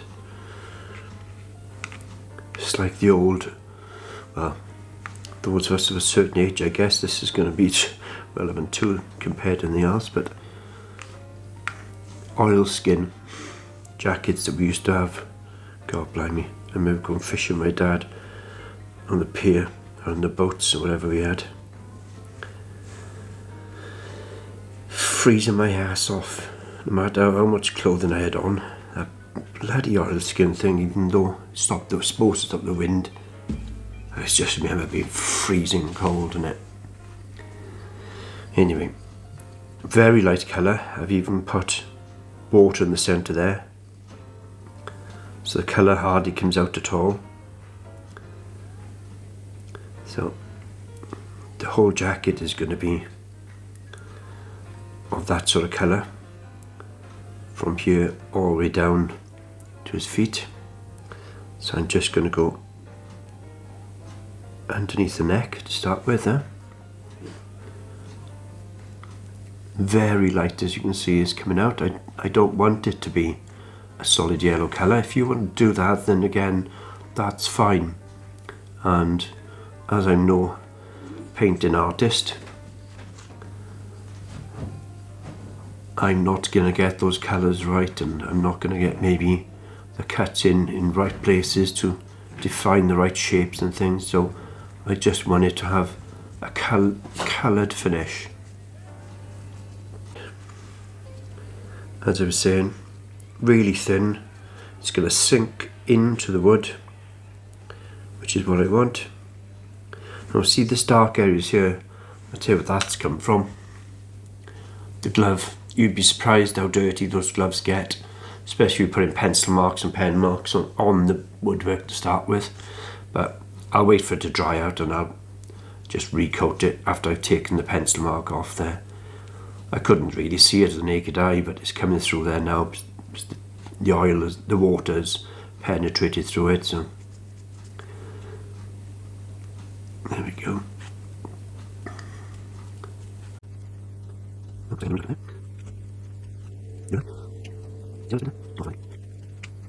That's going to dry as one sort of colour, Might dry in slightly different places because the wood might absorb it more because you've cut more into the wood, so it might be drier slightly some places than others.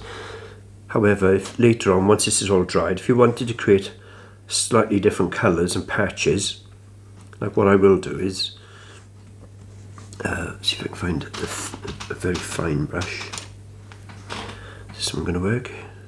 Yeah, so this one has dried out a little bit on the tips. So I'm just going to go in there now. While it's dried out, it's acting like a pen. I'm just going to put a spot in the centre. Oh, maybe too much. Okay. Dry out the brush a little bit. I'm just going to put those button marks in. We've cut those little grooves out on.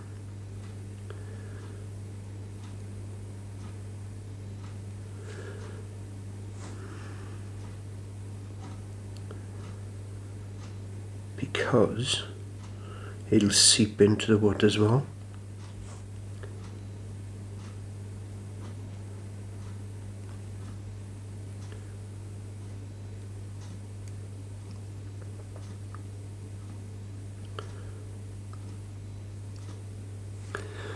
Now, so I've gone a little bit too much in some places. I'm just going to dab some of that off.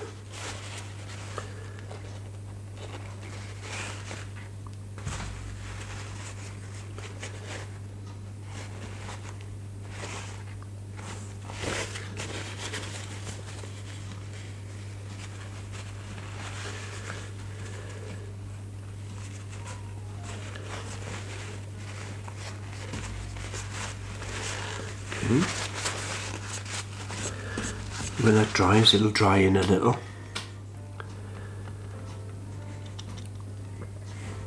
So while I'm here now, this beard has got going to be a bit white, but I'm going to highlight again a lot of water and a little bit of brown into the depth parts of it, just the deeper parts of his beard. Doesn't need to be a lot, but I want it to sink in a little bit, just like that. Now it's doing. So what it'll do is it'll slightly taint that beard when you go to put the white on it. But be careful not to overdo it unless you want it browner than what I'm expecting it to look like. Is pretty much a white beard, but it's got a slight colour underneath it.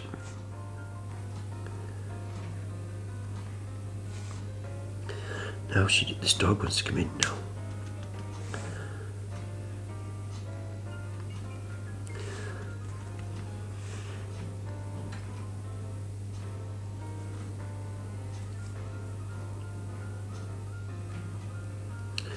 So that'll just dry in naturally. And you can do the same with a stain. I'm pretty sure I did a video where I did the same thing with the stain. So you put the stain on first where you want to highlight the areas, and they would be naturally the darker areas, so the lower areas in this case. Wipe most of that off now. Now that will help me get a little bit of colour to it. I know that because I've smudged it, but already you can see a bit of character building on that, can't you? Okay, so now I've got a bit of brown on there anyway. I'm going to get a touch of black on there as well.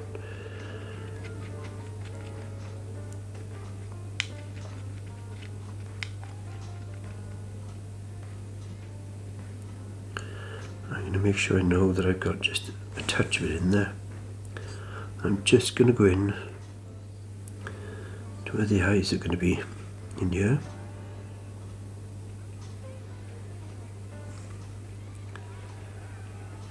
Just again, just to let that sink in a little bit.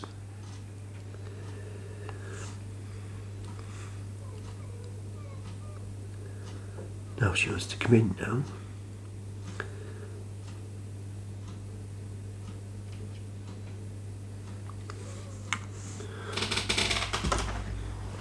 Come on in.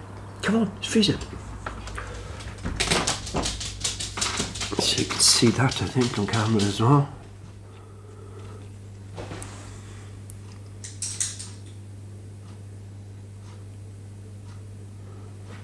Right, I'm going to get too much there now.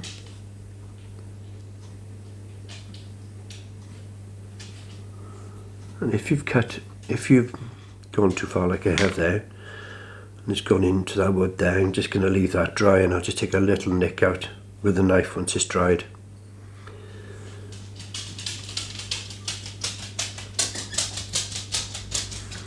The same with the mouth, but this time I'm really going to go very watery in the mouth because it is a very thin area.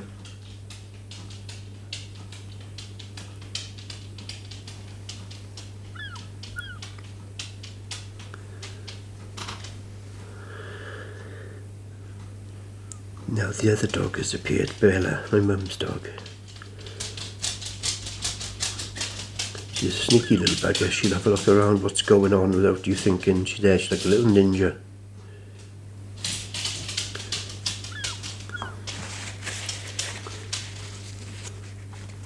Go.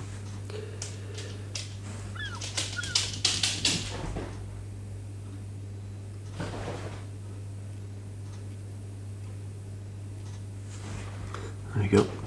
I'm not going to need much more than that. That will do for that. Let's try and get this brush back into life and not dried out at the end.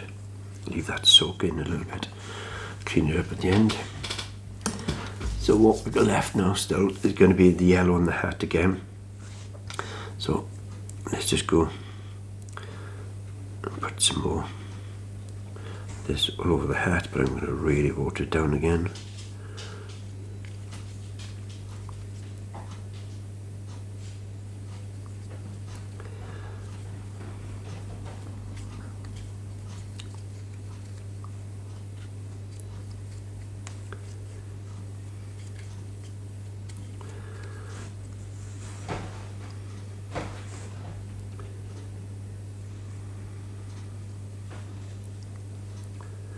Like so.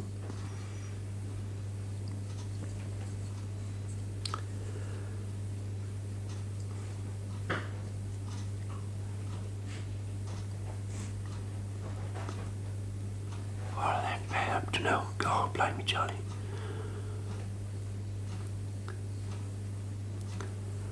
I normally separate them when I'm about to do recording, but I didn't today, and this is what happens.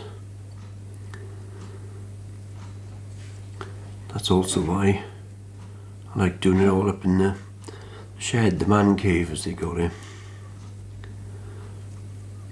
So there we go, there's his hat. Again, mainly water and a spot of paint in it.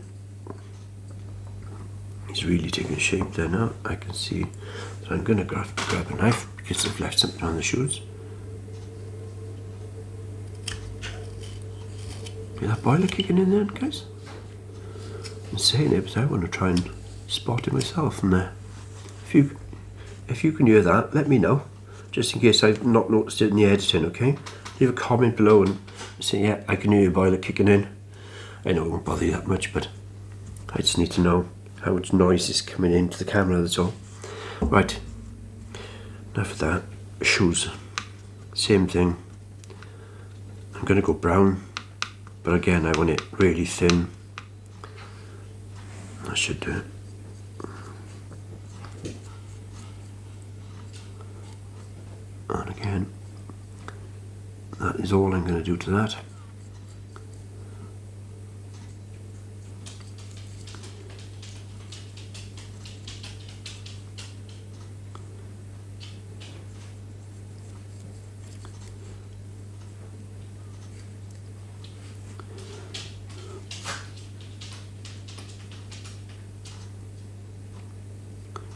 That will blend in there next to that yellow, and I don't want the brown to soak into the yellow because that would be harder to cover. So leave yourself more yellow fading over than brown going up the yellow, if that makes sense. So you can see there I'm a little bit short of that, but I think that might end up blending in okay. And again, you can always go back to it, can you? But it's a lot harder to cover that yellow. Yeah, it's a lot harder to cover that yellow if it goes brown. So just leave it short, I would. Spot down colour.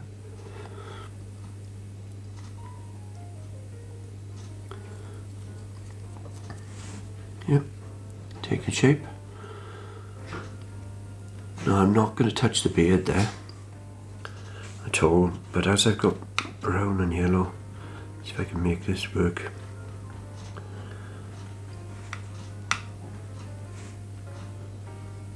Looking for natural colour. Have I got a natural colour there yet? Maybe. I'm just going to put a little bit of a colour into his face there. You won't see much colour, but it won't be the wood colour, and that's all I want. Gonna get right down by the bottom of his beard and right up next to that hat, underneath his nose. So that should stain that slightly. At the same time, gonna go down by his neck as well.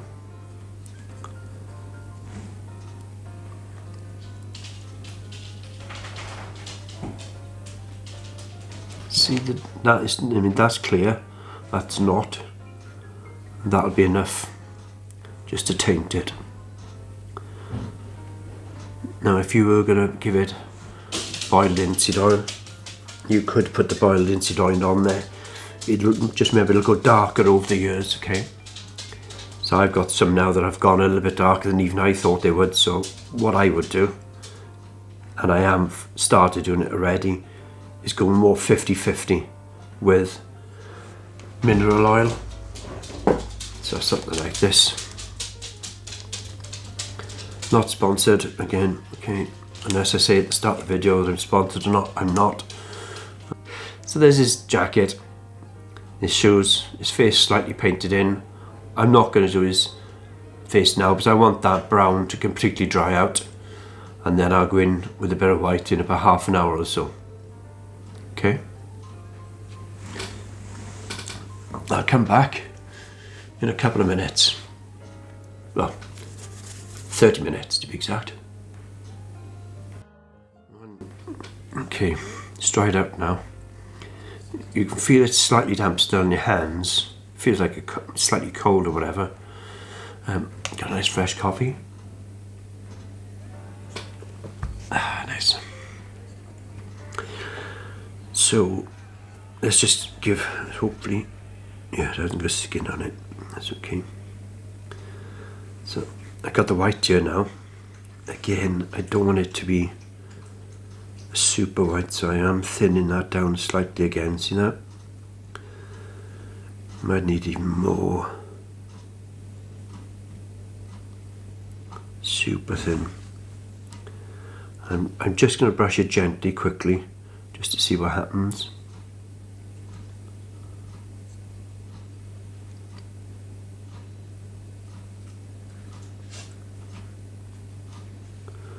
Yep, that's okay.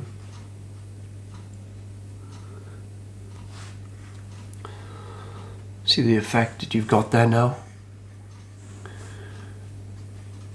You've got that sort of depth in there a bit with the brown, and if you go over it again when that's dried again, they do blend in. You can see where it's blended in slightly, but there now where too much paint has gone in, just grab the edge of the towel or tea towel, whatever cloth you can use, or tissue like I've got now.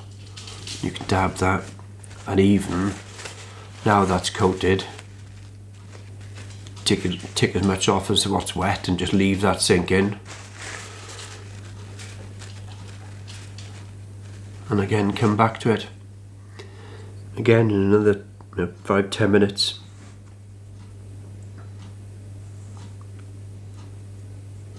I'm quite happy with that finish as it is there now. It's probably going to dry differently, but yeah, not too bad to do, is he? I don't hate painting. I'd just rather be carving, but yeah, it's good. And again, if you were to change now, a few patches on this, go for more of the thicker paint that was left on the palette, and you can create layers, as they call it, sort of where the pocket is. I want it to be a little bit shaded more, maybe. So I'll just put a little bit of the ochre colour underneath there, just to create a bit of a shadow effect underneath it. And also where the hand goes right in to the pocket, brush a bit in on just that edge itself.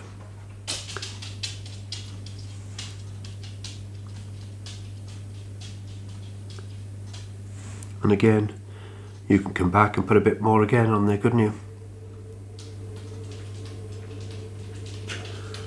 There's that boiler again, guys. You could do a little bit more of a darker shade. Should go smaller brush, shouldn't I? This bit. See where that line goes down his coat.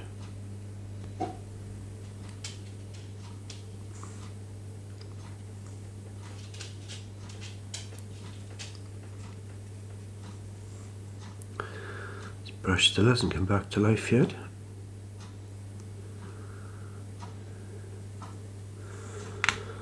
Put a bit of a shadow of that there now. Now I'm going to wipe the excess off. Let it dry, but it does kind of highlight it up if you notice that or not on camera. You could definitely see it in real life. You could do the same thing again underneath the collar. Oh, definitely too much on there. Quickly get that off. Wrong brush this is, guys. You should definitely have a nice soft clean brush. But mine are all up the shed and I'm still struggling with my leg and my foot, so can't get up there or don't want to. Okay, you could also go again, taking your time, in between the neck and the collar, creating that shadow effect again. Don't overdo this though. So you can quickly end up going the wrong direction and overdoing it. What I would say is just do a little by little, and you could always come back a couple of days, a week later, couldn't you? Even the shoes there, I know they go in paler, but again, I do plan on putting a wax finish onto this. You can even let that soak in now because it's water, and a lot of people say you can't put oil on top of water. Well, you can and you can't. So, what I will say is there, if that dries right in and you've done it thin, that's going to soak it in like a sponge. So it's going to go right in. So you put oil on top of that, it will take it. It's not going to go in so far, possibly, but then again, if you've put moisture in there, maybe the oil will come in. Someone who's more specialist might be able to comment below with what I'm talking about there. But if there's moisture in there and you've got oil coming in, will that emulsify and soak in a little bit in there? I may be wrong, but I may also be right. So I appreciate the right comment on that. Someone who really knows what they're talking about there. But that will definitely dry in and soak into the wood. Imagine it like a sponge. If you soak the sponge here, a white sponge, and put brown on this side, that by the morning, if you turned it upside down, it would seep through. It may be browner here and lighter there, but it will come through, and the oil then will just follow it through as well, I believe. So leave it a little while, and you could dunk it in linseed oil if you wanted to give it that antique sort of finish. Be careful again about going too dark on maybe the skin. Might want to sort of wet the face a little bit before you dunk it in, and just dunk it in and take it out, or brush it on quickly and take it on and wipe it all off the face and leave the rest sort of soak in. But yeah, hope you enjoyed that. that's going to be a fair bit of recording on its own. It might be just one of the other days that I've done this, and what will be your previous video in one morning. Oh, I'm still praying to God that I'm still okay with my finger at the moment and just suffering my leg and my foot, but the day will come. It'll get me again, I'm sure. I'll eat the wrong thing or drink the wrong thing and it'll come back. We've got quite far in this sort of few sessions that we've done recently. We finished off the old sea captain from the book, Whittling the Old Sea Captain. There he is. We give him a bit of an oil finish to him as well, so now you can see the natural sort of colour in his face compared to what that is. See if I can get a bit more light on you. Hopefully that's a little better for you. Yeah, definitely a different skin tone there. And again, it will go slightly darker than that again in the years to come. That was a little bit of the colour on wood dye that I had, which is the Georgian medium oil, but it doesn't really matter. Any colourant would have been fine. I like doing the oils on the faces though, rather than a paint, because the paint is just like a plain solid colour, isn't it? But you can still see a bit of the wood effect of this. I think that's much nicer, more natural, I would say. Got a nice big collar on this guy. Different to the one that's in the book, different to my previous ones. He had a bit of oil finish more now on his shoes. You can see the slightly darker shoes there. Nice big shoes. And the coat going right down the back and it's undercut underneath in there. So that looks like a nice little oil skin one there. We've got a bit of whitening to do around there. We added oil to this guy yesterday. Again, that's slightly changed some of the tones, because like where the trousers or pants as you call them across the pond, I left them with a bit of blue jean dye on there, sort of from the blue colouring, but didn't make it perfectly solid all over. So it looks like that expensive pair you pay £200 for, or $200 for a pair of jeans. And all they are is rubbed out blue jeans. But there we go. £200 pair of jeans on this guy. So there he is, he's done and finished. You could do some beeswax at the end. Call him done. You're going to call this guy done as well. See with the blue jeans. £200 pair of jeans on there again. What do you think of that? Eh? £200. Can't buy that in the shops, guys. Tell you now.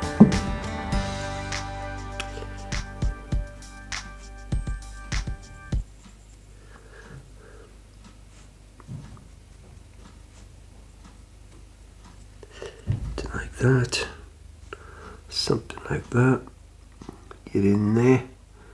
I don't want to dirty another brush. I can't be bothered washing two brushes.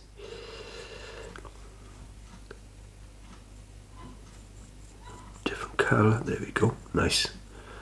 Nice, nice, nice, nice. I'll do.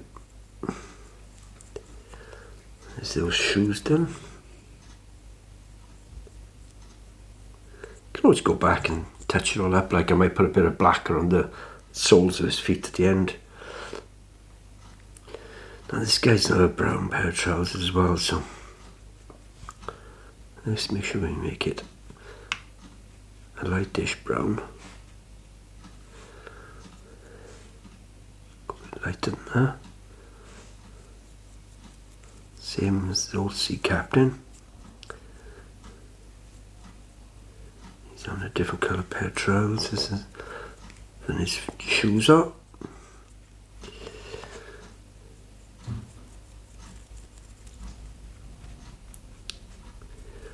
Was there anything else, guys, that was good in that magazine? I did mention that I haven't subscribed to that for a little while. I might subscribe to it again. I got so many projects that I've got on a list on a piece of paper. I'm not sure I'd even want to add more, though, to be honest, to what the list of to-dos are now. They're a long enough list of to-dos. They're to-dos and then ta-da at the end, aren't they? So there's his trousers. He's gonna have that yellowy brown colour top again, isn't he? Got to keep it in somewhat of the same theme colours.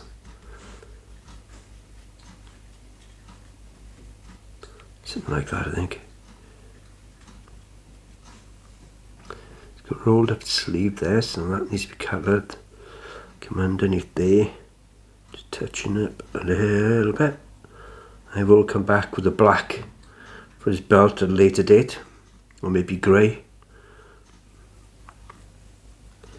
So I'm not going to put two colours next to each other in one go. Oh, not sure if you spotted that then. Forgot to mention that earlier on. Turn it around now and I'll show you again. Did you spot it? We did it in the last video. And I kind of mentioned it was a bit of a thing to do. It's coming around to reveal it again now, but I don't think it's going to pick it up that much on camera, to be honest.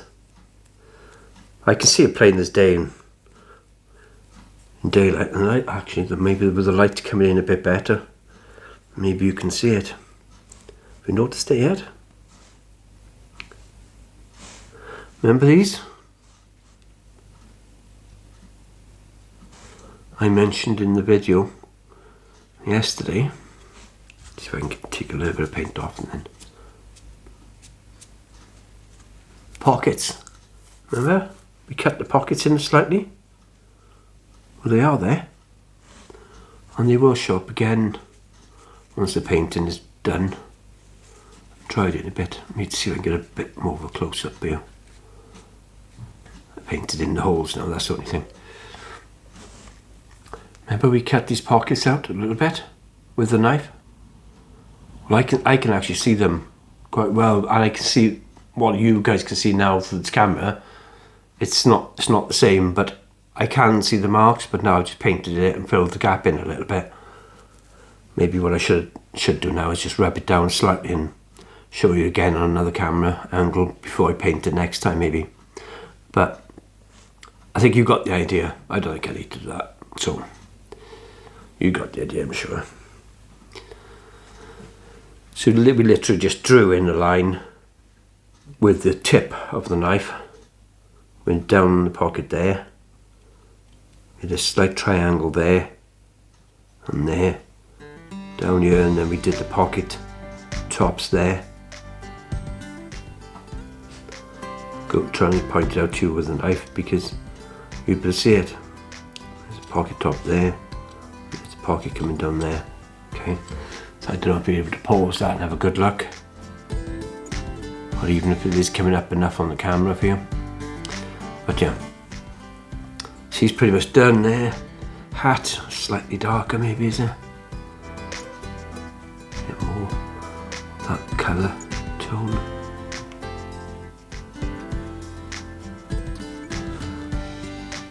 And he's got to have an anchor at the top of his hat as well, hasn't he? I don't know if you can hear that, guys. It's really windy outside. We get trash, or rubbish as we call it here in the UK. We're lucky enough, I suppose, to have weekly collections. I don't know what you guys are like in different countries, but every area has like a slightly different day. A bin lorry comes around and picks up all the rubbish. Glass recycling, plastic recycling, paper recycling, things you don't recycling. Yeah.